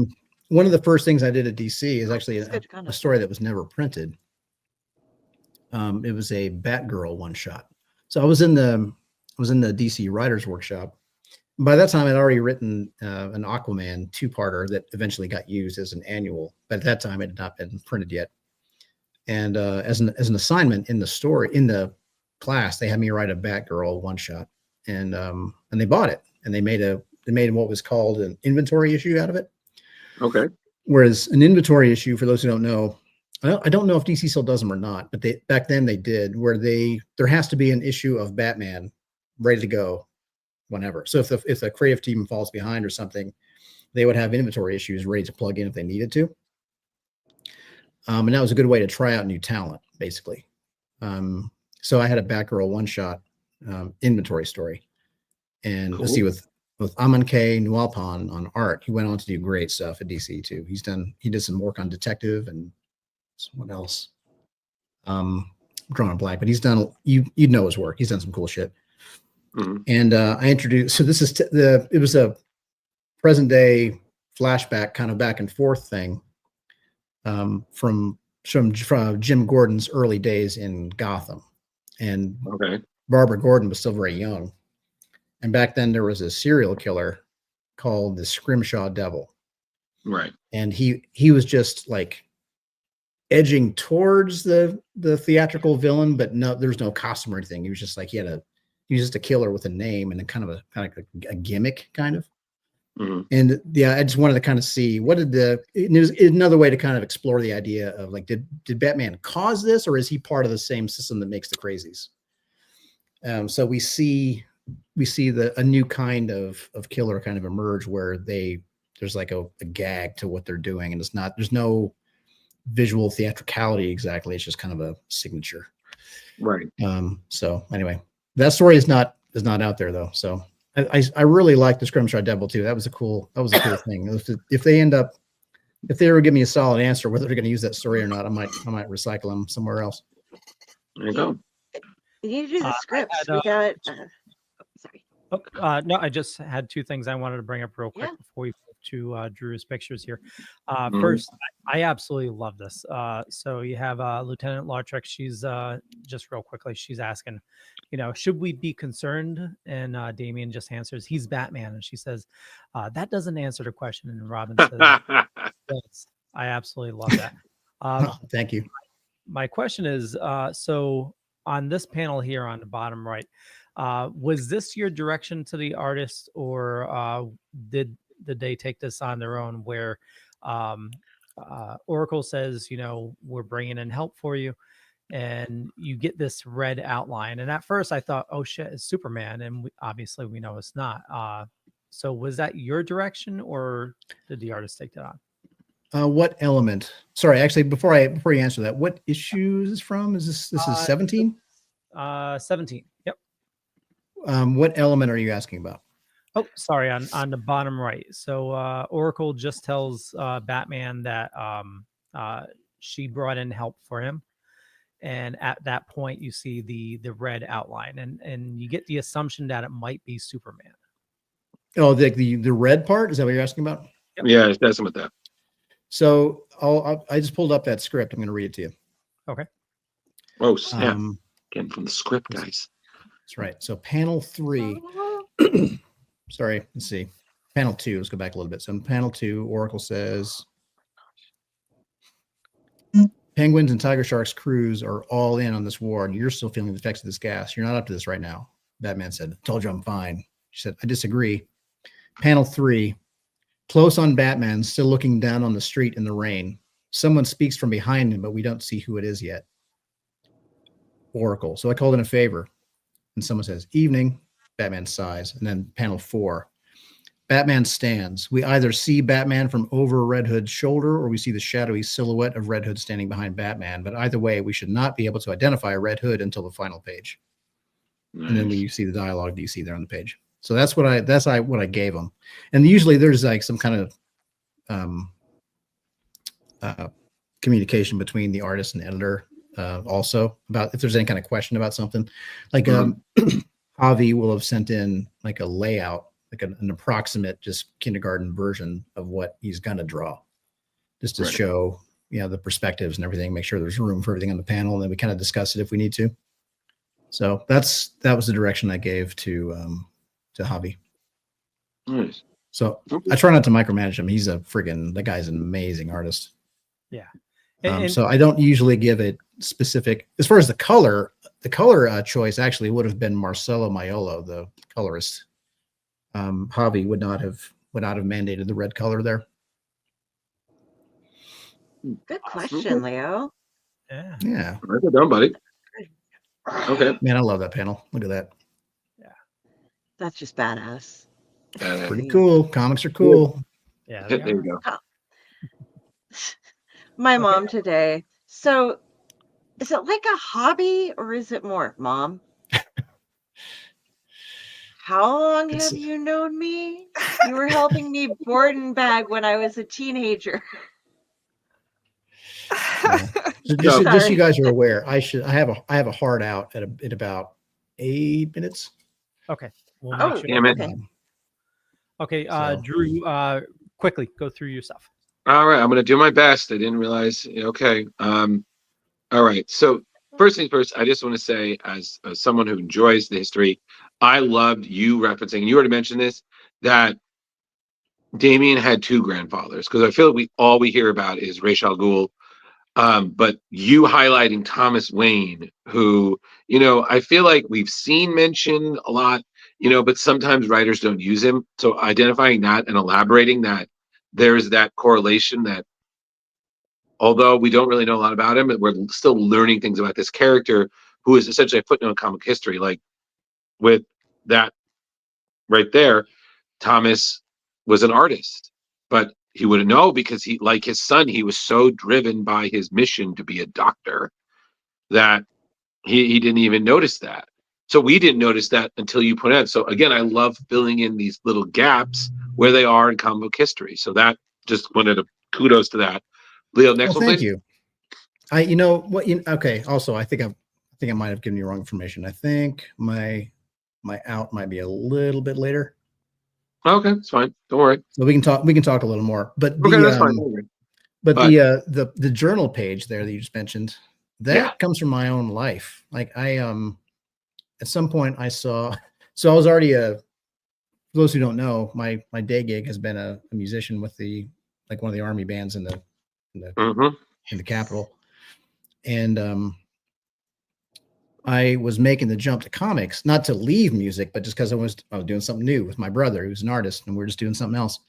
And I felt like I was taking this big, crazy swing in my life. I was like, whatever, I can do whatever I want. Look at me. What an original, crazy thing to do. And at some point I opened up, I found my grandfather's old diary, Mhm. and it's full of pictures, and they're almost comics. Wow. And Amazing. yeah, it was crazy to see and really awesome. But also, I was just like, I have no control over my life. Like this is I'm a slave to genetic destiny, and this is all out of my control this whole time. He was also a trumpet player, so I never really knew him all that well. Right. So it was just kind of funny. But in a way So- you do. So there was this, Leo, the next one, please. I'm sorry. People fanboying over the original Arkham Asylum is Yeah. such a DC thing. Like literally, I was thinking about it, and I was like, wow. Like the fanboy at the top, live streaming being at the original Arkham. I was like, I'm done. Like, so just literally, I was like, you are just asking for just the straight up horror movie thing that would happen there. So I just wanted to go like again, I was like, yeah, don't do that. Don't do that. So- Yeah, that's a bad play. Yeah. They should know. They should have the self-awareness not to do that. Just don't do Um, that. So yeah. that- Do you guys know? Are you guys familiar with the term ripperology? Yes, Uh, I am one. the Of course you one are. right above me could Uh-huh. school you on things that I don't even I know. have an entire shelf. Yeah, I all about the Ripper. So yeah. Do you know recently they like got the DNA and supposedly they found out who it was? Do you know if that's legit? I have not done a deep dive on that yet. Um, Oh no. which one? Oh We my have both of god. us. Yeah. All right, we'll talk about this offline. Patricia Harris? No, I don't trust her at all. No, no, absolutely not. Oh my god. No, I'm talking about a thing that it was news like more No, no. recently. Like No, It no. just- Okay. It said Well- they have due to DNA testing and all that. They seem they've got the actual identity of Jack the Ripper. That's what they claim, but this is the third one in like 10 years. So let's Yeah. see. okay, yeah. I'm So, sorry. yeah, I just want to point out I I'll was start a group chuckling. chat. So I was just we can discuss it. I was just chuckling at the fact that both you two cheery ones knew. I was like, you're both tag teaming Jack the Ripper, and I'm just like, I just want to talk about. I was like, I just want to talk about Batman. I have accidentally had one of the autopsy photos of Catherine Eddowes show up in my family folder of photos when I was going through and organizing stuff. So I'm like, oh, wrong spot. No, wasn't related nice. to her. That is not Yeah. the Yeah, kind of thing the- that seems the, like. The Momentists in the Batman and Robin Yes. book are a nod to ripperologists and how they, those guys have like conventions and shit like that. Yeah. Mhm. So It- Okay. The Jack the Ripper website was one of the top visited websites like ever. It still remains. It's Absolutely. insane. But yeah. interesting. Sorry. Memento is though better than Jack the Ripper. So please Oh. continue because you No put this problem. Thank person you, in Carrie. web- This, I'm sorry. I loved this. Just this play of events. But I mean, this whole thing is great. But the last two panels are what kills me because people always build up the Scarecrow as the master of fear and whatnot, and then we know, fans of Batman know, that Batman scares the mother loving crap out of him. So just Yeah. the fact, like, you had that one moment where he scares the Scarecrow, and he just, that one panel, there's a look I love putting on the Scarecrow's face: fear. And I was just like, this is such a badass cinema moment right here. And I'm just like, Nice, man. no, seriously. I was just like, Ah, that's Batman, kids. That is Exactly. fucking Batman. I like my Batman scary, man. Oh no, you great, absolutely. I totally agree with you. Absolutely love this. And Drew, this when I saw this, I thought about, oh, this is payback for Fear State. Finally. Ah, God, you gotta let it Exactly. go, Leo. You gotta let Fear State go, man. We'll chat that another time. So, Leo, if you can, the next one. Um, the, I just need to say this is your whole run is fantastic. This is one of my favorite moments because again, Batman and Robin do not understand normal life. They can't even equate like we were Nope. talking about this before the show. They can't do a cheat day. They're gonna have to balance that because by God, if they eat the food, it could upset their routine and miscalculate something and they will die. So literally, that was like if we do a cheat day, we will die. We must adjust for it in our budget of workout and intent. I'm just like, it's a fucking burger and fries. It Right. might have Like, been a taco. could have been it could have been 2 slices of pizza and a Coke Zero, my man. But he's like, nope, gotta calculate. So just piggybacking on what you said, Philip, about this is his mission. Like literally, I'm like, oh my God. This is Yep. unintentionally hilarious. Especially because Damien's like, at the end, all right, we'll do that. Perfect. I'm like, he's already a part of this. Oh my God. But Yeah. I just wanted to bring up these moments. It's things that I definitely loved from the run so far. It's just Philip Aces, man, doing great. Thank you, man. I was actually there's that beat where Batman's like, I mean, obviously we're supposed to see him getting kind of awkward. He's like, yeah, let's go out and get some food. Ha, we'll go out and eat normal food. And Robin's like, What? really? He's like, yeah, no, we will. And then there's like a who the quiet fuck beat. are you? What have you done with it? Like, who the Yeah, hell are and then you? he's like, I mean, obviously, if we don't account for all the surplus calories and macros, it could literally kill us in the field. So we'll have to actually up our blah blah blah. That was actually longer. Like the dialogue was longer after that, and they were like, I think it's gonna be a little too big in the panel. It's like fine. I wanted to show more of the different things he's thinking about in that moment, but we couldn't fit it into the panel, so we had to cut it down. Absolutely. And Leo, if you could, I'd just like to briefly just talk about one or two of the panels I saved from Hell Hunters, and then I'm done. Yeah. If you- Before we move on to that, just a quick question: is the monkey? Is this Bat Monkey now? Is it gonna stay? Lucy will probably not receive the name Bad Monkey. Yeah, Is she a Leo, come on, capuchin? man. Well, we have What's that? now. You know. Is she a capuchin? Yes, no, and we know the term is not the caped capuchin. No. Oh, that would be fun. Okay. That would be Right. fun. But That Okay, really would so be. so just want to highlight. We talked about this, and you confirmed that this is the same. This is the Soldier Supreme from Jason Aaron's story that was we only Yes. saw like once that you made, and I love this guy because Thanks. like honestly, fan fucking tastic, and just this Thanks. one page is just psychedelic Ditko glory. Exactly, So- dude. Yeah. So Yeah, that was the idea, man. We wanted to see like an American GI World War II in a very Doctor Strange kind of pose. absolutely. So Um, that was amazing. Leo, next one, please. This was heartbreaking because this Yeah. is Wolverine, essentially an immortal person. And this guy who he served with was possessed, all this stuff. Just, this was that old school. This is some Saving Private Ryan level shit, man. And I was like, God damn. Thanks, man. Just wait. Yeah. Issue 5. Oh my God, Oh. please, you're gonna fuck me up. Let's see this payoff. Literally. Yeah. Next one, please. Oh, God. This was amazing, but the fact, like, what I love is that small panel where Captain America is just like, Logan? He's like, Rogers. It's just like, of course we know who each other is. Like, Mhm. Yeah. legend knows legend, my man. And then, of course, your Ghost Rider fanboying over Captain America. It's like, that was Captain America. It's like, keep it in your pants, Ghost Rider. Come on. Exactly. Like, amazing.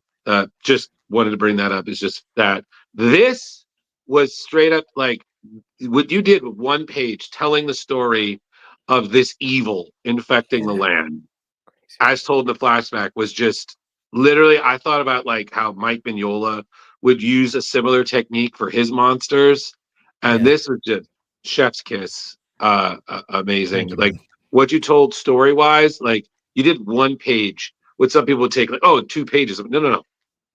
That's 2 pages that we don't have. What else could he be putting those 2 pages on? Fantastic. Thank you. So the next one, a Ghost Rider infused text. I was so on board with this. I'm what to Tim. Like, yeah, that is Like, fucking fantastic. People do like just crap on the Spirits of Vengeance, but I love that anytime that Nick Cage, sorry, Carrie, the Nick Cage Ghost Rider, anytime that one, you just jump on something, it's suddenly a flame. Bro. So I was like, okay, and then I was like, oh my God, Ghost Rider has a In tank. Tank. And not just a You- tank, it's a So hell Carrie, tank. you don't support that second movie? She doesn't support Nick Cage's Ghost Rider. I don't. I see. Neither does Javier Saltares. Neither does Howard Mackey, by the way. As Yeah, that's they why they're her take all of favorites. the Danny Ketch Ghost Rider elements and turn them into Johnny Blaze things, and nobody got anything for any of it. So Yep. that and Okay. Nick Cage, I'm just not a fan of. But that in particular, Yeah, when I I- talked to them and found out, they're like, "Oh yeah, they just stole our shit and we got no credit." It was like, Yeah, Okay. and That's Philip, that's different. And Philip, Yeah. to be quite honest, I showed her the images for these things, and literally she had that face like Marlon Brando Godfather, like, look how they massacred my boy. Oh, He was just dying. But this was, I was like, this yes. is gorgeous. Oh. Like, especially because he's like, yeah, you're just too ugly to live. I'm like, my God, this is just some cinema moment waiting. Like, it's like, Amazing. You can like, imagine the people's reaction. What the fuck is that? A tank on fire? Like, can you imagine on World War II? Yeah. it's a hell tank. These- I'm just like, Yeah, but they're like, wait, it's on fire, but it's not burning. yep, Right. amazing. And Nope. then This is and then the a last one, this killed me because the Yes. foreshadowing you did for this was fantastic. Logan with the claws, Nick with his eye, Peggy with the cap shield, Bucky with his arm. I was like, that's clever as like Yes. literally just seeing that. I brought this up to Carrie. I was like, this panel alone fucked me up in the best way. awesome. Man. I'm Right. so glad to hear that. Because Yeah, people, I mean, as soon as we showed, the only reason that Wolverine doesn't have his claws out in this book, the only reason Wolverine in the like the earlier parts of the book is because of some kind of continuity fuckery where Wolverine didn't know he had claws then or something. Like Yeah. I can't remember the details because I mean we know that he had claws and used them way before World War II, Right. but there was some kind of I forget the details of why he didn't know he had them or something. But they had to make it work with earlier books where we saw Wolverine without them, and it's just kind of one of those continuity things that happens in comics. Mhm. But I really wanted to see him, at some point, and we just kind of figured out a way to make it work. Okay. Dude, Logan's No, been mind wiped so many times. You just, Right. You just can't even remember I'm- anymore. I'm alive. Oh, okay. I can walk. I've. So, Oh, but His brain is racing by dry erase board. At this absolutely. point. So that just, Exactly right. I just wanted to bring up all these. Just again, Hellhunters, man, it's so fucking good, and I can't wait to see what you do with it. So that's Thanks, brother. I'm good. I'm So shutting it's- down. Carrie, It's a 5-issue. I'm done. It's a 5-issue series, but I always intended it to be. I don't know, man. I want Hellhunters to. Oh, thanks, man. Thanks for the comment there. Yeah, I do want sequels. Like right now, I've got like bandwidth is a concern. I got to get more time to do more. Right. But everyone at Marvel knows how much I love this shit. I got this whole Nazi hang up that I'm dealing with. And this book is like my therapy. There you go. So I always wanted this book to kind of take on more of a more like an Ed Brubaker, Sean Phillips kind of model, where there's instead of an ongoing series of monthly comics that never ends, Right. it becomes more like a movie with sequel movies, like just like a mini series that has another mini series later with like a subtitle, possibly with different characters. Not like completely, like we'll keep most of it, but like it's if we decided to kill somebody off or introduce somebody new or do something in a different war maybe or whatever, Right. I would love for Hell Hunters to become like this kind of like franchise that represents the old war books from yesteryear. Sweet. I love those books. I'd love to do a similar thing for the old horror books like Tales from the Crypt, Creepy and Eerie and all that. I'd love to do stuff like that, but under the banner of like a Marvel Comics kind of thing. Philip, you didn't see this, but I was looking at both Carrie and MJ at the same time. Their faces both like, yes. So, because both of them are big classic. I mean, I am as well, but later they were like, yes, continue this thought, please. Yes. We support you. The Gothic people support you in your decision making. Not as being aggressively supportive. Yeah. I think the Ginger would like to speak now. Yes. Is that not right, Leo? You were hopping. I want to be respectful of your time. Carrie, I know you wanted to bring up something about his music. Do you want to do that quickly and then we'll wrap things up? Yes. Yes, you were talking about playing the trumpet, and now you have time for playing music on your own. Do you have plans? Do you have groups that you can play with? Do you have things that you can go and do and support? And how are you going to pursue this? Because it's wonderful to have this. I want to hear you. Do you have YouTube videos? Do you have Bandcamp or something? Well, I'm actually in New Mexico right now. I've been doing some teaching down here. I'm teaching and some playing. And that aside, I do have other projects kind of coming together. And one of them is that I feel like there's room for live performance in sequential art. Like there's kind of a new art form I'm trying to kind of explore right now. And it's not the idea of joining music with narration or music with visual art, things like that. That is not a new idea, but I have a kind of an idea for ways in which music and art and like theater can all kind of be, and video production can all kind of be produced, like can be born in front of an audience in real time, including the art, like visual art being created as the stories being told out loud with sequential images and music that's been composed and also improvised. And it's kind of a lot to wrap your head around. So I'm not explaining it very well, but there's a project I really want to do. I think it's going to be dope as fuck. Nice. And that's coming together right now. Right, yeah. And I would like to hopefully start premiering these kind of performances next year. I'm working on the music now. I'm working on the story for it. I have other artists and musicians on board, and yeah, stay tuned. Nice. That sounds awesome. Well, what's up, Drew? Are there other Marvel creators who play instruments, and do you guys jam?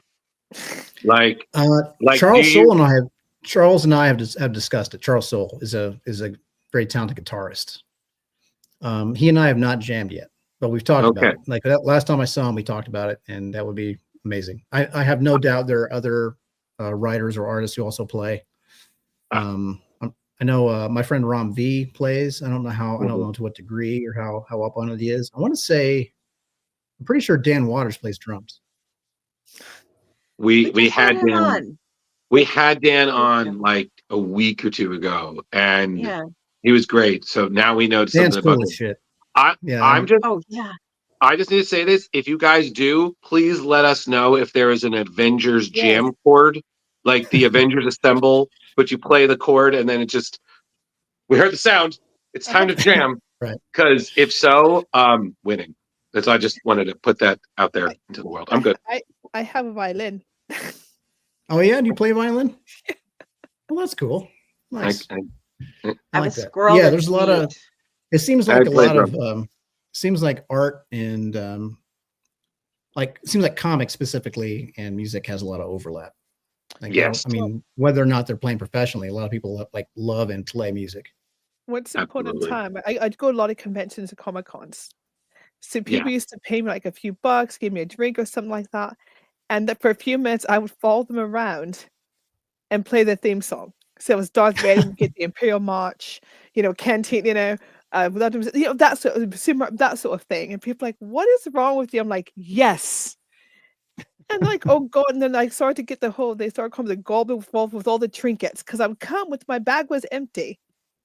I would leave and my bag was like half full of random stuff that people have given me as payment to. Dude, that's amazing. That sounds super fun. Absolutely. But all right, I'm good. Yeah. Speaking of There was cons, where can we find you this year? Oh, wait, sorry. When you find me, you can find me at phillipkennedyjohnson.com. That's just my full name. And Oh, I just meant let's see. cons. Yeah, we were talking What's about that? cons.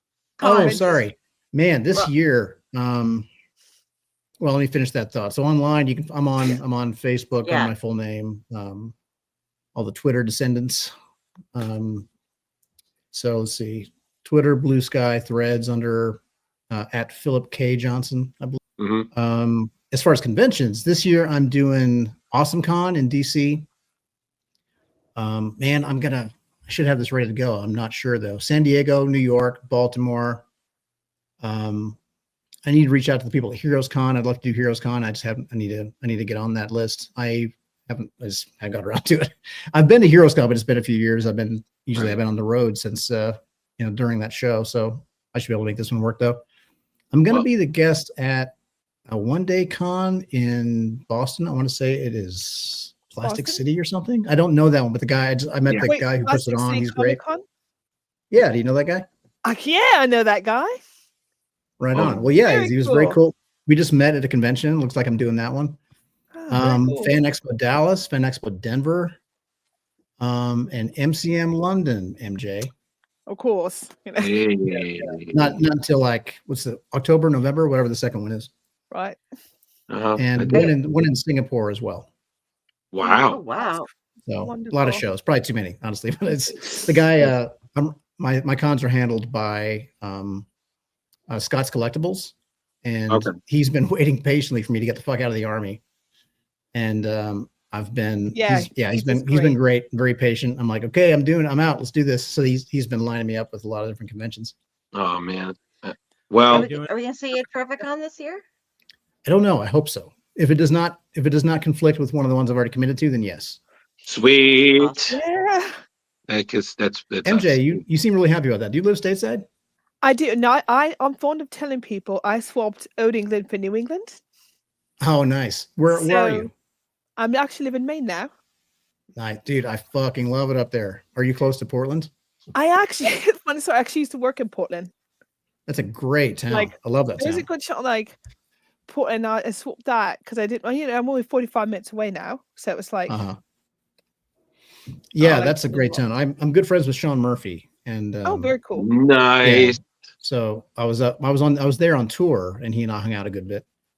That's a great town, great food town, great culture town. I was a chef for about 20 years. Nice. And I've cooked all across New England. And I gotta tell you, I love it. I loved it. Cool. There you Very go. good. Well, Well, I look forward to seeing all of you at the convention here soon, hopefully. Absolutely. So I think that's time. So- I better roll. I do have to get out of here now. Okay. Well, thank you, Phillip. Thank you so much for joining us, man. We really appreciate it. Of We had course. an absolute blast. Thank you. And good luck with everything. Can't wait to see more what you do with all the books and stuff. And I don't know, Leo, do you have anything to add? Well, we'll let you go. But Book of L was slated for 3/12. Obviously, that didn't happen, and that's later this year. Yeah, that was a mistake. So there was a time when, like when we first started working on Adventures of Superman Book of L, we did not have a solid date in mind yet, and there was a time when we were talking about putting it out in March or April. But then, as we said, things change sometimes, and we were talking about the Summer of Superman, how we might kind of tie into that. So we decided to push because of some other Superman-centric books that were coming out soon that we didn't want to conflict with. We decided to put ours out after the release of the film. So ours will be coming out a little bit later in the year. Okay. So there's the announcement was just as soon as it went live, somebody was like, "Oh shit," and they like took it down right away. Somebody just made a mistake. Oh, okay. So it wasn't even supposed to be announced yet. All right. Okay. Well, still, good luck with everything. All our best to you and your family. And safe travels home. Enjoy whatever clandestine secret things they're doing over there that we Thanks, man. cannot Appreciate we that. cannot know about. And just keep on keeping on, man. You're doing great. Thanks, And brother. thank you for taking the time with us. We really appreciate it. And a special thank you to everybody who commented. That does not happen a lot, everybody. So we apologize. We looked a little flustered. It's just normally we're used to hearing ourselves talk, but we're glad you talked too. So thanks. Yeah. Thanks everyone for tuning in. Really appreciate you. Yeah. Thank you so much, All right. Philip. And if you don't mind, there's a leave studio button on the bottom. If you have time, if you can click on that and let it finish this upload. If not, we can send you a link afterwards. Yeah. If anything, I can send you a link after, buddy. So no worries. Cool. All right, guys. Thanks Great a ton. to see you again. Thank you. Thank you. All right. Be safe. Be safe. Thank you. And everybody who's tuning in, go ahead and like and subscribe us if you're on our YouTube. We have other amazing guests that are going to be coming up as well. Like Philip is awesome, but we do have some other people that are pretty goddamn awesome as well. Oh my God. And we would love to have you joining our family. Absolutely. See more and more awesome people. I think that's our longest interview. I think it might be right. I've been listening to you guys for a long time. I think that might be it. Yeah, it's pretty. I mean, don't get me wrong. And it feels so crazy to be here, honestly. I still feel fucking crazy. Well, yeah. Drew, have we booked Al Ewing yet? I'm working on it. Everybody, I just want to tell you, a couple of us work on it. He does most of it. These devious nerds and the red guy, not Hellboy, the ginger, can test. I'm the one. I'm like, and they're like, wow, you who, what? These people. So honestly, I'm the people you pull. I swear, you're magic, Drew. Honestly, the people you I just reach out. I'm just like, hey, would you like to come on the show? And they're like, okay, sure. And I'm like, what? What? I was expecting that outcome. I mean, that's generally my reactions. If people just give it to me, I'm like, you should just see my inbox. I'm like, all these people. I'm like, they know who I am. Like, I feel like it's like in Jingle All the Way when the kid says his name. He's like, he knows my name. That's how I feel. These comic people, like, it's like when people recognize us when we had Terrificon. Like, me and Carrie still can't get over it. They're like, oh, it's good to see you. I'm like, that's what happened here. Okay, this is what killed me this year at Terrificon. Okay, so my second year going to a con, like last year. Welcome back, Liam. So we're like, okay, right, get the guests, write them, so I'm like, oh, I'm interested in this comic and this one and this one and this one. And so I talk to these people.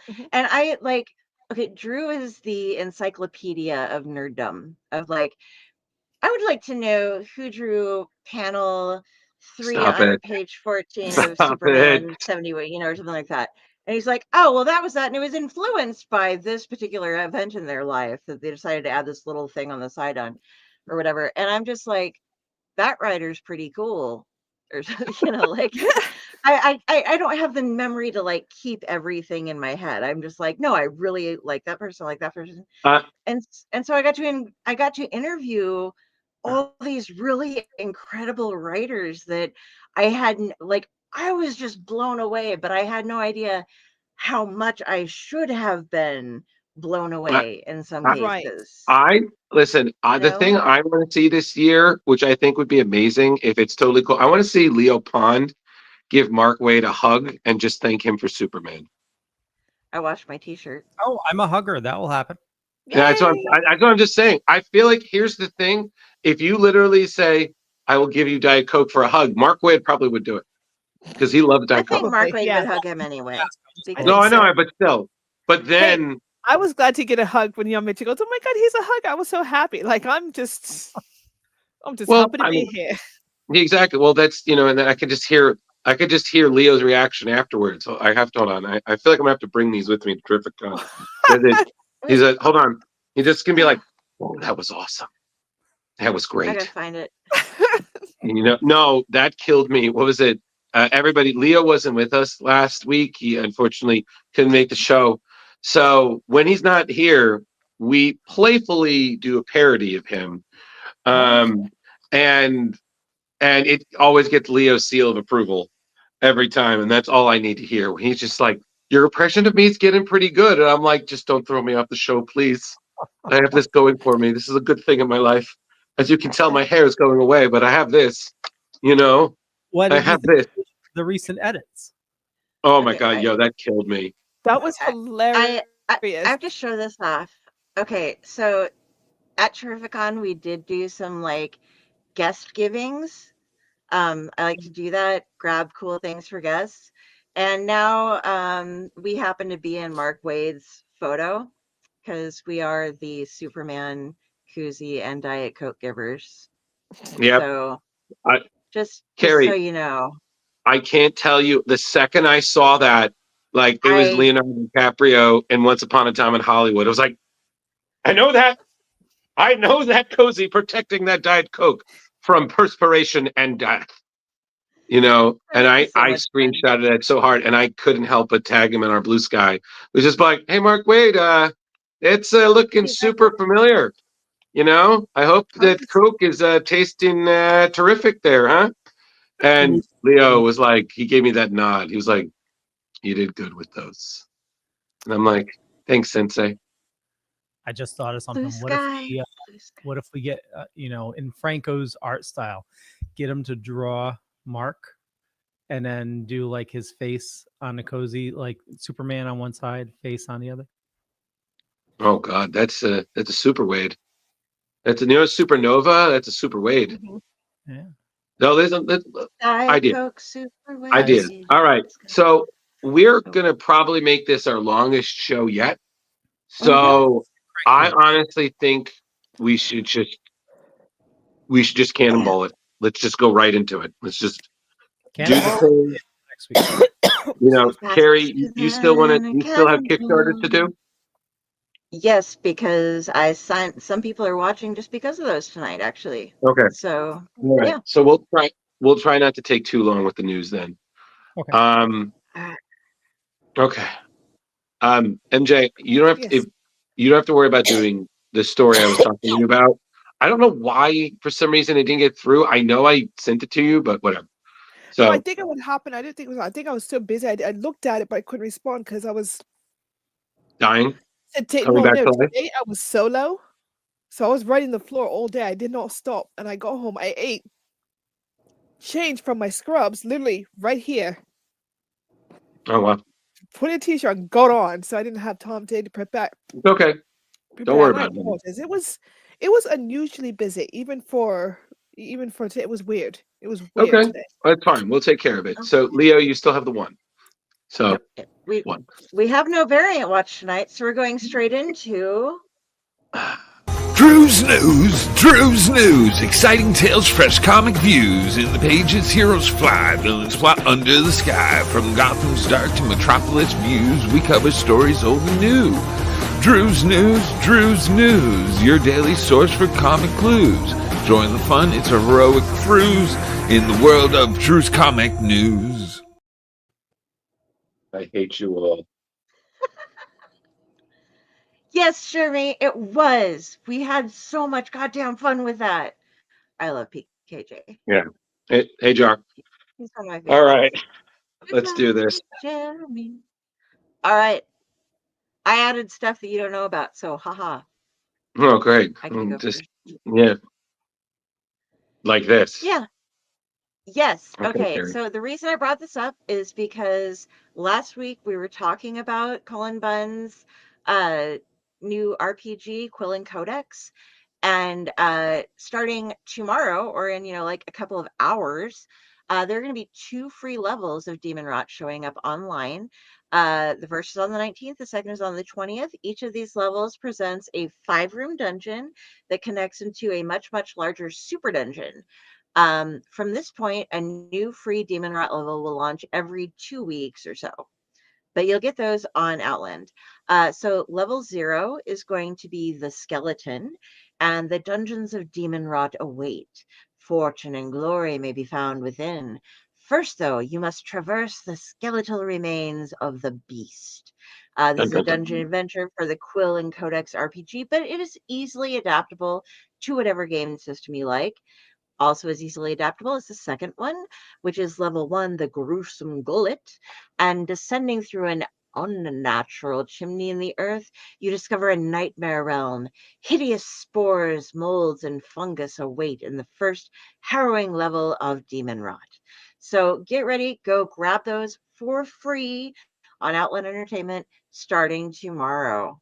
And you can get all of your information from them. And if you happen to be going to Planet Comic Con in Kansas City like I am this weekend, you can also get some physical copies. So yeah, do that. Okay. It'll be fun. All right. We lost MJ. Yes, I believe according to her message, Ooh. yeah, Yeah, that's no good. yeah. So we'll have to make sure we plug her cheery gothiness I Yes. um, didn't see your message. later. But thank you, Carrie. That was wonderful. Okay. Yeah. Dear God, I ever have no True, regrets. true, true, Next true, up, true, true, true. what's next, Carrie? Okay, this is me. Deadpool. Deadpool. It's Deadpool. All right, because everybody, Marvel needs more of your money. So, let me just pull it up here. So, Deadpool issue 15 is going to be hitting stands in June. And this is important because that will be the 350th issue of Deadpool. So, honoring the 349 other pure insanity issues that came before it, this one is going to be, of course, a giant sized blowout featuring the return of creators, a debut of a new villain, and more. So, the stories will be first, Cody Ziegler and Roger Antonio deliver the showdown you've been waiting for, Deadpool versus Death Grip. So that's the villain who tried to put Wade into an early grave, and I guess just in time for his milestone, the regenerating degenerate who's been working with his daughter on keeping up his rep will get to enjoy one of his favorite activities, revenge. Ziegler is also going to team up with Andrea DeVito for adventures starring basically one of Wade's best friends, his symbiote dog Princess, and his devoted employee Doug. That's pretty nice. Then we will have a new installment of Deadpool Samurai from the creators of the hit manga, writers Sashiro Kasawa and artist Hyakuro Uesagi. And this will also include a special anniversary tale from Jerry Dugan and Matteo Loli following their collaborations on the acclaimed Deadpool 2015 run. They're going to reunite to introduce a new character to the Merc of the Mouth's Rogue Gallery, Kurami, which is going to be pretty fucking cool. So, so basically, this is Kurami Ito, who's a low vision, tech assisted assassin who will catch Deadpool's interest in more than one. So, yeah, this is going to be pretty dope. I'm fairly certain that's the character. So that looks fantastic. So we already saw Taran Clark's main cover. There was the Matteo Loli's spotting Kurami, which we just saw. And then celebrating Deadpool Wolverine, of course, there's a Marvel Studios variant cover with concept art from Marvel Studios visual developer, supervisor Rodney Fuentebella. So, yeah, That one's really cool. that is on sale, everybody, June 25th. Pretty cool. So, Yeah. very awesome. All right, so that's Deadpool 350. What's next, Gary? Or I Leo? believe Leo. Yep, Yes. next. So Marvel's most dangerous super team is getting a dramatic makeover this summer when new Thunderbolts hits your LCS on June 11th. So writer Sam Humphries and artist Tom Lima are assembling what might be the most lethal Thunderbolts lineup ever seen. So the team will feature Winter Soldier, Black Widow, Carnage, Hulk, Namor, Klee, Wolverine, and a collection of Marvel's most dangerous. So this is the collection of Marvel's most dangerous loner antiheroes. And what did I say wrong? Clea. It's Doctor Strange's partner. Okay, you say So Clea. I say Clea. you said Clee. Yeah, So Clea. So it's fine. It's fine. It's yeah. fine. The A is Yeah, silent. just keep going. Depends on where you were born, you know? Yep. Yeah. Okay, See, Clee. us closer to Massachusetts, the A is silent. You know, Pakika and Harvard Yard Clee. You know. Keep. You're getting lost in the translation. Go do your thing. Anyway, Do your thing. the Sorry. story begins when Bucky Barnes and Natasha Romanoff discover a major threat to the Marvel Universe: evil duplicates of the Illuminati called the Killuminati. So Yes. this menace must team. They'll need a team willing to cross the lines others won't. And let's see, this is explained by Humphrey saying, I imagined a dangerous, disastrous, unhinged Marvel dinner party and went with that. And Humphreys, who previously wrote X-Force, this is a gang of 7 of the biggest badasses and loose cannons from different corners of the Marvel Universe. And Humphreys is known for his dynamic character work on titles like Harley Quinn, Nightwing, and his acclaimed run on Green Lanterns and at DC Comics. And then before moving to the big 2 publishers, he made his mark with creator-owned hits like Our Love Is Real and Sacrifice. So artist Tom Lima, who recently impressed fans with his artwork on West Coast Avengers, he's bringing his high-energy style to the new series. And Lima has been steadily building his reputation for his dynamic action sequences. And so Lima says they're not here to talk. They jump straight into the action. None of them are known for taking it easy on the job. So I can't either. So the series is going to launch right after the movie, or actually before the movie. So Thunderbolt's movie is hitting in May 2nd. And we can look for the cover, as you see here, covers by Steven Segovia, and a variant cover by Mark Bagley, which I believe this here. And this is going to hit your, hit your LCS June 11th. Nice. Yeah, I mean that lineup looks fucking insane. I mean, any team that has a Hulk and Carnage and a Wolverine on it. Yeah. Jeez. Yeah, that's definitely something there. Yep. Okay. All right. What's All right.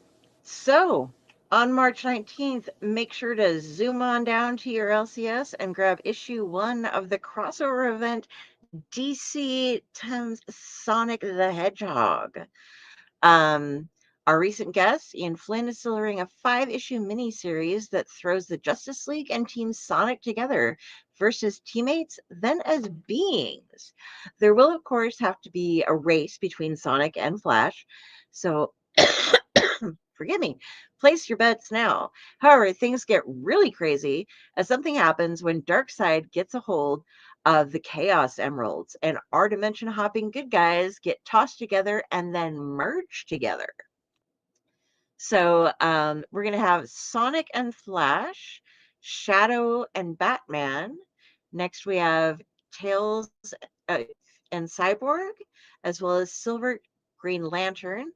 And then lastly, Amy and Wonder Woman, and Knuckles and Superman. Are the combined forces of Sonic and friends together with the Justice League enough to take on the ruler of Apocalypse, enhanced by the Chaos Emeralds?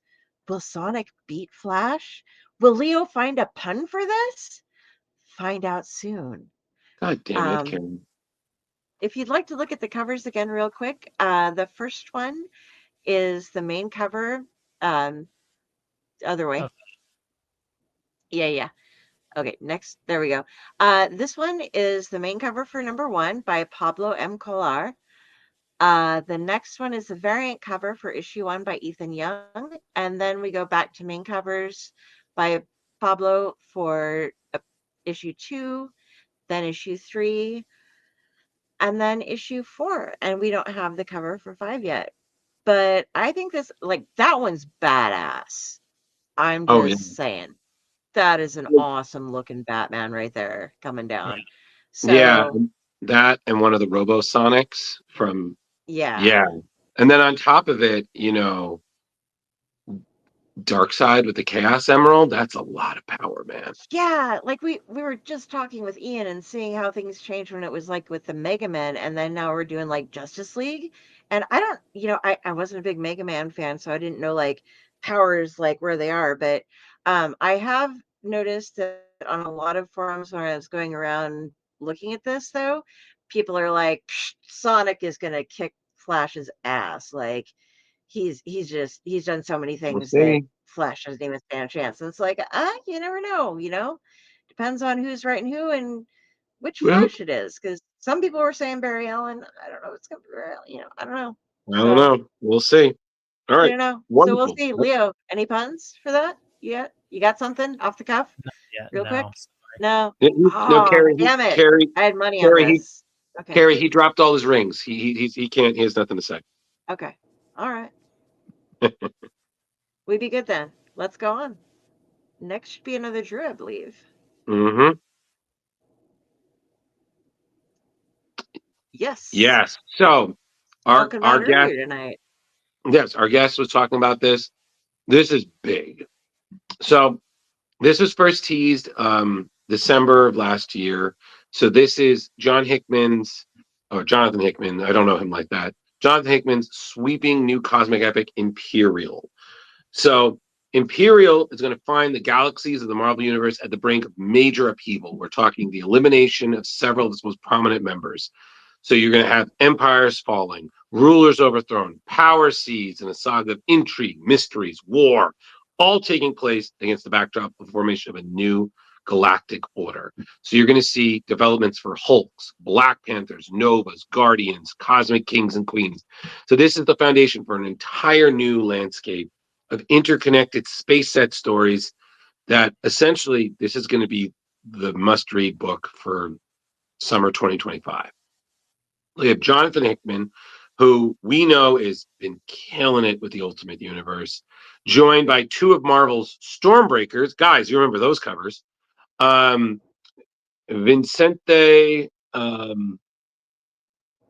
Federico Vicente, and Ivan Coelho, bringing their style creativity to this. It's just like I said. The Hickman said the goal is to kind of do what we did with the Ultimate Universe, except having the setup be more of an event than a world building exercise.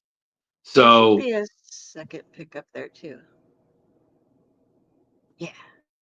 yeah, so look at that. I mean, you have, if I'm correct, that's Worldbreaker Hulk, that's Scar, and that might be She-Hulk.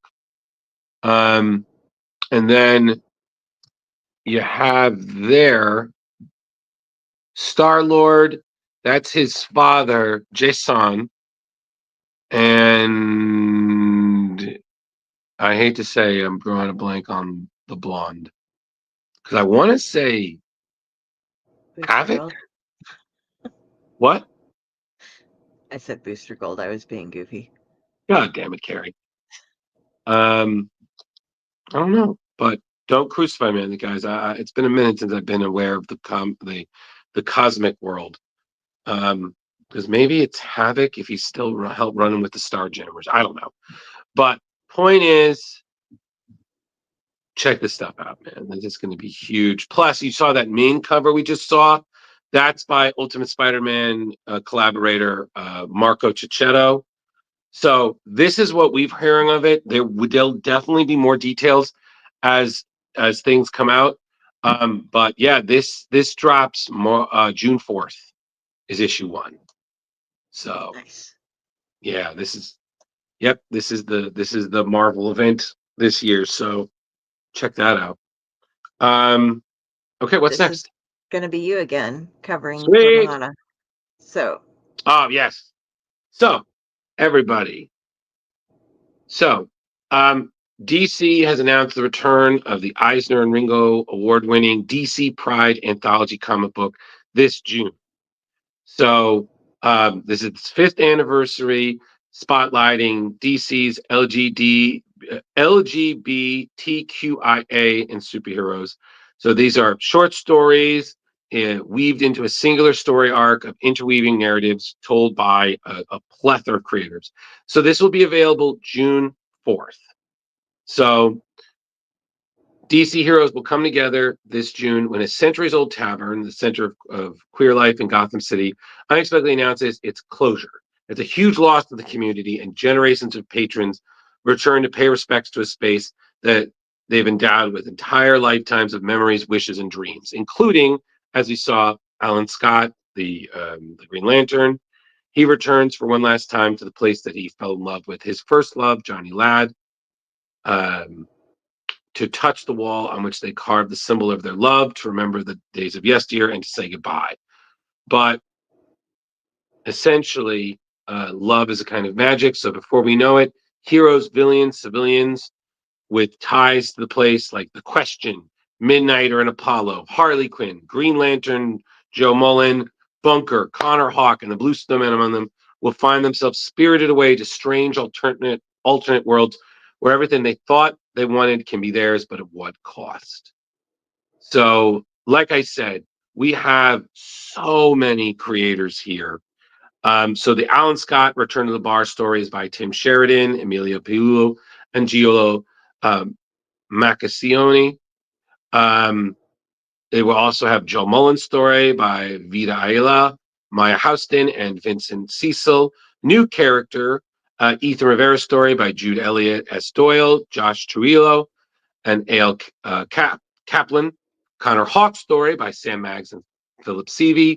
Bunker's story by Josh Trujillo and Don Aguilo. Harley Quinn's story by Maya Hudson and Max Sarin. And Blue Snowman's story by Jude Ellison, S. Doyle, and Alex Moore. Renee Montoya by Vida Alaya and Skylar Partridge. And Midnighter story by Sam Maggs and Derek Charm. So by taking a writer's room approach to it, each creative team will be building toward a common goal, which is a comic book that's all about hope, empowerment, community, and chasing light in the dark. Yeah, I mean, all of this will be available June 4th this year. It's a 96-page prestige book that had the main cover we saw by Chris Anka, variant covers by Soo Mayaka, Julia Reck, and Jack Hughes, all priced at $9.99. Yep. Nice. So, Yeah. Aaron, actually, yes, quite a lot. I think about the first half hour to 40 minutes or so was definitely all about Hulk. So you might all about want to that Hulk, about that go help. ahead and Hulk. hop back No when green door. we finish, and you can check out the beginning of it. Mhm. Because it would take way too long to recap. We got a lot of chatting going on. We almost did 2 hours alone just with Phillip. So It's pretty great. Pretty great. yeah, it was awesome. Pretty much All right, loved what's it. next, Carrie? What's next is freaking, this is awesome to me, Distillery. Okay, so Mhm. Distillery is now doing commissioned remarks for their digital pieces Okay. and unlimited covers for their ASUs. So if you want to go ahead, you can go and get one-of-a-kind personalized digital signatures and sketches from your favorite distillery collectors and creators. There will be pages up that you can go to, and you can go ahead and like find the page, say, hey, I would like this, talk to the artist, tell them what you would like them to do, and they'll go ahead and do it for you. You can keep your remark in your library, sell it in the distillery marketplace. I want to show off these two real quick. If you go to the second picture again, that first one is by Jock and owned by Jock for $150 is what it's up for sale for right now, because you can get them in the marketplace once they've done them. But they are one of a kind things. It's not like they do them and like 30 people can get the same sketch done. These are just like a regular comic, only they're done digitally. And the second one over there is by Christian Ward, and that one's actually up for only $75, which might seem like a bit, but people are selling the cover itself without any remark done for $75 as well. But yeah, once you make the purchase, it gives you the full digital comic, the opportunity to give a personal request to the creator, and you can hold that in your library, or you can eventually go ahead and sell it later. The other thing that Distillery is doing with their digital comics is you can go to the next one now, Leo. They are now doing unlimited digital covers. Usually they have all the digital issues on sale for a week before you can find them at the marketplace. but they've been running out. Like, there was no way for me for months to get a hold of Spectrograph #3. And now they're just making it so that their A covers and sketch covers will always be available to digitally purchase online at any time. Okay. The significant thing about the sketch covers is that you can use those, or a lot of what you can order for the remarks. So you can go ahead and be like, okay, I'm going to get the sketch cover for somewhere between $9 to $15, put that up in the marketplace, see if I can get that, remarked by the artist and put in whatever I'd like. So, and then once again, you can keep them and you can sell them on your distillery. A lot of people are having issues with getting the distillery feel under them, but Mm-hmm. they're, because like I was like, it's sad that I can't get a digital version of something. They sold out of it, and so they've kind of recovered that, where it's like, okay, now you can never run out of just the main cover, but if you want a variant cover, you're going to have to grab it fast. So I think it's I think it's good that they're adapting for their audience a little bit more, but they're still keeping it so that you can get all of the benefits of owning a paper, or, you know, a physical comic, with getting the digital abilities. And you don't necessarily have to be able to make it to the con if you just can't get anywhere, like you're stuck up somewhere where Cthulhu's keeping you from leaving. You can have somebody digitally remark it for you and actually pull it up, own it, and see it up close. So I'm There you really go. liking what Distillery's doing these days. Yeah. Absolutely. Okay. Is there anything All else? right. Well, last is you. Okay. So don't worry, everybody. This is the last one, and then Carrie's Kickstarters, aka Shut Up and Take My Money, will commence.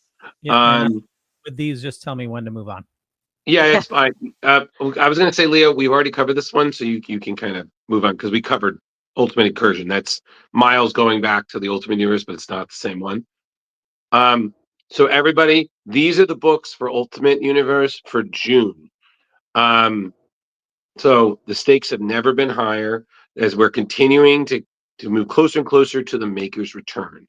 So we're going to see, as we already saw, Ultimate Spider-Man Incursion, seeing Miles collide with the Ultimate Universe again, and then we're going to continue in the stories that we've been seeing unfolding with this new Ultimate Universe. And just wanted to note, Ultimate issue 13 will have a special 1 year in foil variant cover by Benjamin Sue, which we did cover in a previous show. So this is Black Panther issue 17, which is by Brian Hill and Stefano Caselli, on sale June 11th. Killmonger versus the Voodoo Khan. Black Panther has deputized Eric Killmonger in his absence, but T'Challa's mysterious advisors, the Voodoo Khan, do not trust this interloper. Plus, Queen Okoye reveals truths about her marriage and her mission. Ominous. Next, we have Ultimates 13, written by Dennis Camp, art by Juan Frigeri, with the cover by Dai Guan. This is on sale June 18th. This is the second year of the Ultimates. Time is of the essence, and now no one knows better than that than Tony Stark, aka Iron Lad. So with the Maker set to be released in 6 months, it's time to kick off a new, more daring team, aka enter Ultimates 3.0. Curious. Next, please. Every one of these issues are fantastic. So Jonathan Hickman, Marco Cicchetto, Ultimate Spider-Man 18. The war rages on in New York. So as Black Cat enlists Richard Parker's aid in the Sinister Six turf war, and Spider-Man gains a surprising ally. I wonder who. The next one we have is Ultimate Wolverine, issue 6, written by Chris Condon, with guest appearance by Alex Lins from Namor, with the cover, of course, by Alessandro Cappuccio. This is on sale June 4th. By the way, Spider-Man is on sale June 25th, where Wolverine is taking a psychedelic journey through his mind as familiar and unfamiliar faces of the opposition try to untangle Logan's Winter Soldier programming. So that's going to be pretty interesting. And last but not least, Ultimate X-Men issue 16, written and drawn by Peach Momoko. The dawn of a new mutant cult on June 11th. It's springtime on Hina Corny, the period of renewal and new beginnings. But what's new is not always what's better as Hisako's dark era spreads. So that's everything, everybody, for June for the Ultimate Universe. We will let you know if any of the other upcoming titles come in, because make ours a Marvel, especially an Ultimate one. So that's it on the news. So, Carrie, what are we throwing money at this week? Before we get to Carrie, you mentioned foil. I just wanted to say real quick. I know Jar Jar is most likely still watching. I did pre-order the Batman 158 with the foil cover, and Of course you did. yeah, I got the set of covers, so it's I think 5 different covers. Oh, That's Hush 2 coming out. Hatush. Ch- Yes. Hatush. Hatush. Hatush. Yeah, I'm just going to go with Hush too, because Hatush sounds so weird. Yeah.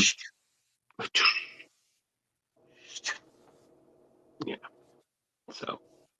I don't know. Yes, sir. Okay, so basically, no, okay, go back, close that. Okay, Leo, Which one? you're that was the final picture out of everything. Okay, go ahead and open up the Whispers in the Dark folder first. This is our shut up and take my money and run segment, where I'm going to go through and tell you about some crowdfunding stuff that I have come across that I think is awesome, and I think that you guys will find to be awesome too. And the first one here is Whispers in the Dark, number 2 and 3. In these final 2 episodes, the 3-part horror story comes to an end. This is going to take place by Monday, March 31st. It's about 13 days from now at like noon Central Time, by Nick Helms. He is also part of the original Geek Comics. And so you can see up there, that is the covers for books for issue 1. The next ones are for issue 2 and then issue 3 as you go along. The story behind this is that Samantha Sam Miller and her son Matthew are moving to the small town of Thornwood, a small community surrounded by woods with one road leading out of town. When the kids begin to disappear mysteriously in the town, the locals believe that there's only one answer to who is behind it: the Whisperer, a dark entity whose legend goes back to long ago at the start of the town. The Whisperer was known to lure children away when there is great strife in between them and their parents. Sheriff Miller must use her wits to solve the case of these disappearances, trying to find out what is just folklore and what is the truth. Sheriff Sam must act as more and more kids start to be taken. Is the legend of the Whisperer actually true? Soon she will find out. And will she have the ability to take him down? If so, this is some of the interior art going here. Next, the rewards on this one, you can pledge between $10 to $130. With those, you can get digital, physical, catch up of both digital or physical copies. You can do couples outfits where you get some shirts and double copies of the comics. These shirts right here, if you go back real quick where that one is, I have one of those. It's slightly different. It has actually the red on top of the face. I was going to wear it tonight, except I did my laundry and left it in my mother's car, but it is exceptionally comfortable shirt. It's a very well made one. So these aren't like a t-shirt where you wash it and it's gone. These are really high quality shirts. They're very comfortable. A couple of the other things you can get for pledging here are full page ads if you want to advertise your own stuff within the comic book. That's about $100, and producer credits. And some of the add-ons include these t-shirts right here for original geek stuff in general. You can catch a couple of their other ones with the add-ons. You can go with this. And I believe that's the end of that one. It's a great book though, guys. Like I said, I love all about the Pied Piper stuff. I'm working on writing some of my own stuff. And if you don't know, it's a real story. Like Hamlin actually lost something like 135 children one year. They just disappeared. And so The Pied Piper story, you know, they aren't sure exactly how it happened, but it is based on an actual true story in history. So it's a really fun one to go ahead and revisit. And this to me just looks great. And like, well, the new stuff, I already have the older one and it is great. So go ahead and throw some money this way. You've got just another 13 days, but look up Whispers in the Dark on Kickstarter, number 2 and 3. So I got a question, Carrie. Yes, dear. When he goes after the victims, does he say "robble robble"? No, he says warble warble on his flute. Okay, for those of you not old enough, he Yeah. he totally looks like the Yes, Hamburger. he does. He does look like the Hamburger right there. Robble robble. But warble warble, whisper whisper. All right, so next, take me to the Warden.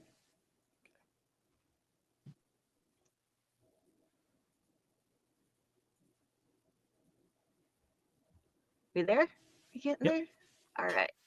Okay, so this is the Warden issue 3. It's a noir superhero comic book put out by Ironclad Comics. And this project is going to be funded by Wednesday, April 2nd, 2025 at 9:21 a.m. So you have another 14 days. It actually has reached funding. It is on the first of its stretch goals. You can go ahead, like I said, go ahead, looks up the Warden. If you go to Kickstarter, it'll stick you in there. The story for this is the Warden issue 3 is the latest project for the Ironclad Comics and the next chapter in the Warden saga. In the gritty heart of Detroit, Henry Hunt has embraced his role as the Warden, a relentless vigilante on a mission to protect the city from its darkest threats. But his crusade comes at a cost, as he's hunted not only by Emma Summers, an investigative reporter hungry for the truth, but also by Detective Matthew Cabello, who's determined to unmask the city's elusive guardian. Yet the stakes escalate when 2 mysterious federal agents, Mills and Hitch, arrive, bringing a ruthless determination to end the Warden's reign, no matter his heroic intentions. With Detroit as his battleground, Henry faces obstacles on all sides, each with their own agenda, pushing him to his limits. This 32-page comic is issue 3 of this extraordinary tales. Issue 1 and 2 were already released in a previous campaign and are available for purchase in this campaign in their issue format. And here is some of the interior artwork. There are 2 different pages there. I'm not sure if you went through all of them yet or not. Yeah, there's the rest of it. Rewards, you can spend from $5 to $100 on this. It's very simple. There are digital and physical tiers, signed physical tiers, catch-ups, bookmarks, newspapers, and stickers. Right here, we have the bookmarks and the stickers. Over here, this is kind of fun. There's a newspaper that they have. It's a 4-page paper that actually covers things, and then a like blacked out version of an investigative report about him that you can get. And then if you go next, the stretch goals currently open are a sticker and an as yet unreleased fridge magnet that's going to go up. But they're very simple goals. They aren't looking for doing a whole lot, and it's a really great comic. It's really very interesting. And so go ahead, throw these guys some money. They're doing great. Absolutely. They're making it very basic for you, but it's basic and it's very intense. It's like, you know, I mean, I love Carissa. She's somebody who has like, she broke Kickstarter with how many add-ons and things that she had. And these, you can get some of their extra stuff, but it's basically just like, buy the basic, get our comic, enjoy it, look at us doing some more. We're just going to give you a comic. And they're giving you a great comic. So last thing I have to tell you about, and I've been pushing this, and I know you guys are like, why do you keep saying this? It's because it's amazing. So Axel's Infernal, going up here again, issue 2, it's DG Chichester is writing this. Art is by Carl Waller. They're waiting to build this up for a little bit. They need some people to sign up to get following, because there are going to be a bunch of early bird discounts for the first 48 hours on comics, stickers, behind the scenes scripts, and more. Basically, the Underworld Transportation Authority, or the UTA, is roaring back onto pages and screens with a hot delivery just for comic readers. Hijacked into trucking for the UTA, Persephone, delivers damnation across the dimensions, plagues, monstrosities, boiling pitch, the works. But this is more than just a devil of a job. It's your chance to bring a new comic to life. It's illustrated, a full 24-page comic book, printed on 80-pound cover stack and 80-pound gloss text paper. It's the second in a 5-issue miniseries they have planned out, and they'll be individually bagged, boarded, and shipped out in a Gemini mailer along with all the extras they have. Right now, this is not up for sale, but they just want you to go ahead and hit that save button so you'll know about all of the extras you can get when it gets released. And do it. Go visit it, pull it up, get yourself ready. I have the first one, and I really cannot wait to see this because Carl Waller is an amazing artist. And Dan, we have coming on next month, I believe, isn't it? Like very soon. He's going to be doing some giveaways with us, and he is one of the best horror comic writers that I know, who is also exceptionally intellectual and is not ashamed of it. So every now and then an editor will pull him down a little bit and be like, not everybody has read this, but he's kind of like, I have. And he's good at it. And he translates well. He gives you your $100 words, but allows you to understand them if you only have $10. He breaks it Fair down. enough. So yeah. So Okay. that's all of Carrie's crowdfunding for the evening. Okay. All right. So I have Awesome. nothing else. So Leo, do you want to just sign us off? Yep. We'll wrap things up before we hit the 3-hour mark. Yeah. So I want to. Why is, you know what? I'm just gonna stick to this because, like, why did they change the layout? I don't It's you. know. I Why? tried Why? to fix it, and Yeah. Well, anyway, I want to thank everybody for watching this fine evening. Check just showing us up above or down below, depending on where you're watching or listening to us. And also head on over to our YouTube. If you're watching over there, make sure, if you like our stuff, give us a thumbs up and, and subscribe. We're shooting to break 1,000 before Terrificon, and it looks like we're getting close. So we if you like our stuff, hit subscribe. And Drew, who do we got next week? Hey, everybody. Thank you for joining us Tuesday. We hope you had a great time with us and Phillip Kennedy Johnson. Next week, I know Carrie is especially excited about this, but it's always great to have one of our guests returning. We have the great creator Tyler Crook will be returning to discuss some of his projects, what he's been working on, other things in that matter. So it should be a spooky good time. Awesome. And Carrie. hey everybody, I am going to Planet Comic Con this weekend. So if you're down in Kansas City, please look. If you're going to be down in Kansas City at Planet Comic Con, go to Carrie Sanders over on Facebook. Look me up. If you see a judgmental crow staring at you, that is me. I would love to have some people to hang out with while I'm down there. Gonna go hang out and chat with Cullen Bunn and some of the other people that are going to be there. And then I'm going to be going to the Tri-City Con the next weekend in Grand Island, Nebraska. Between that time, I will be home long enough to do a show or two on the Owlite Network, including a Tomb of the Terrible, where we will be watching next Monday Trinket Box from 2023, and then be here for Tyler Crook, and then be taking off again. So go there. You can find all my stuff. I write things and do things. But visit me, and please let me know if you're going to be at any cons I'm going to be at, because I would love to have a buddy for them, because I am alone in this right now. And yeah, that's me. Oh, and Brad Hosker says hi and drink more alcohol. It makes him happy. He hopes you'd be happy too. Mr. Drew. Hi, everybody. I'm Drew. Thank you for joining us on Splash Pages. Normally, when I'm a bit louder, I'm enjoying my time with these people. If you need to speak with me, you can find me on Facebook, Ghostbusterman 1984. on Instagram, Drew Malo on Blue Sky and Facebook. There's a lot going on, working on a lot of things. So, I'll get back to you after the beep. Beep. That we'll catch you later. Bye. Bye, everybody.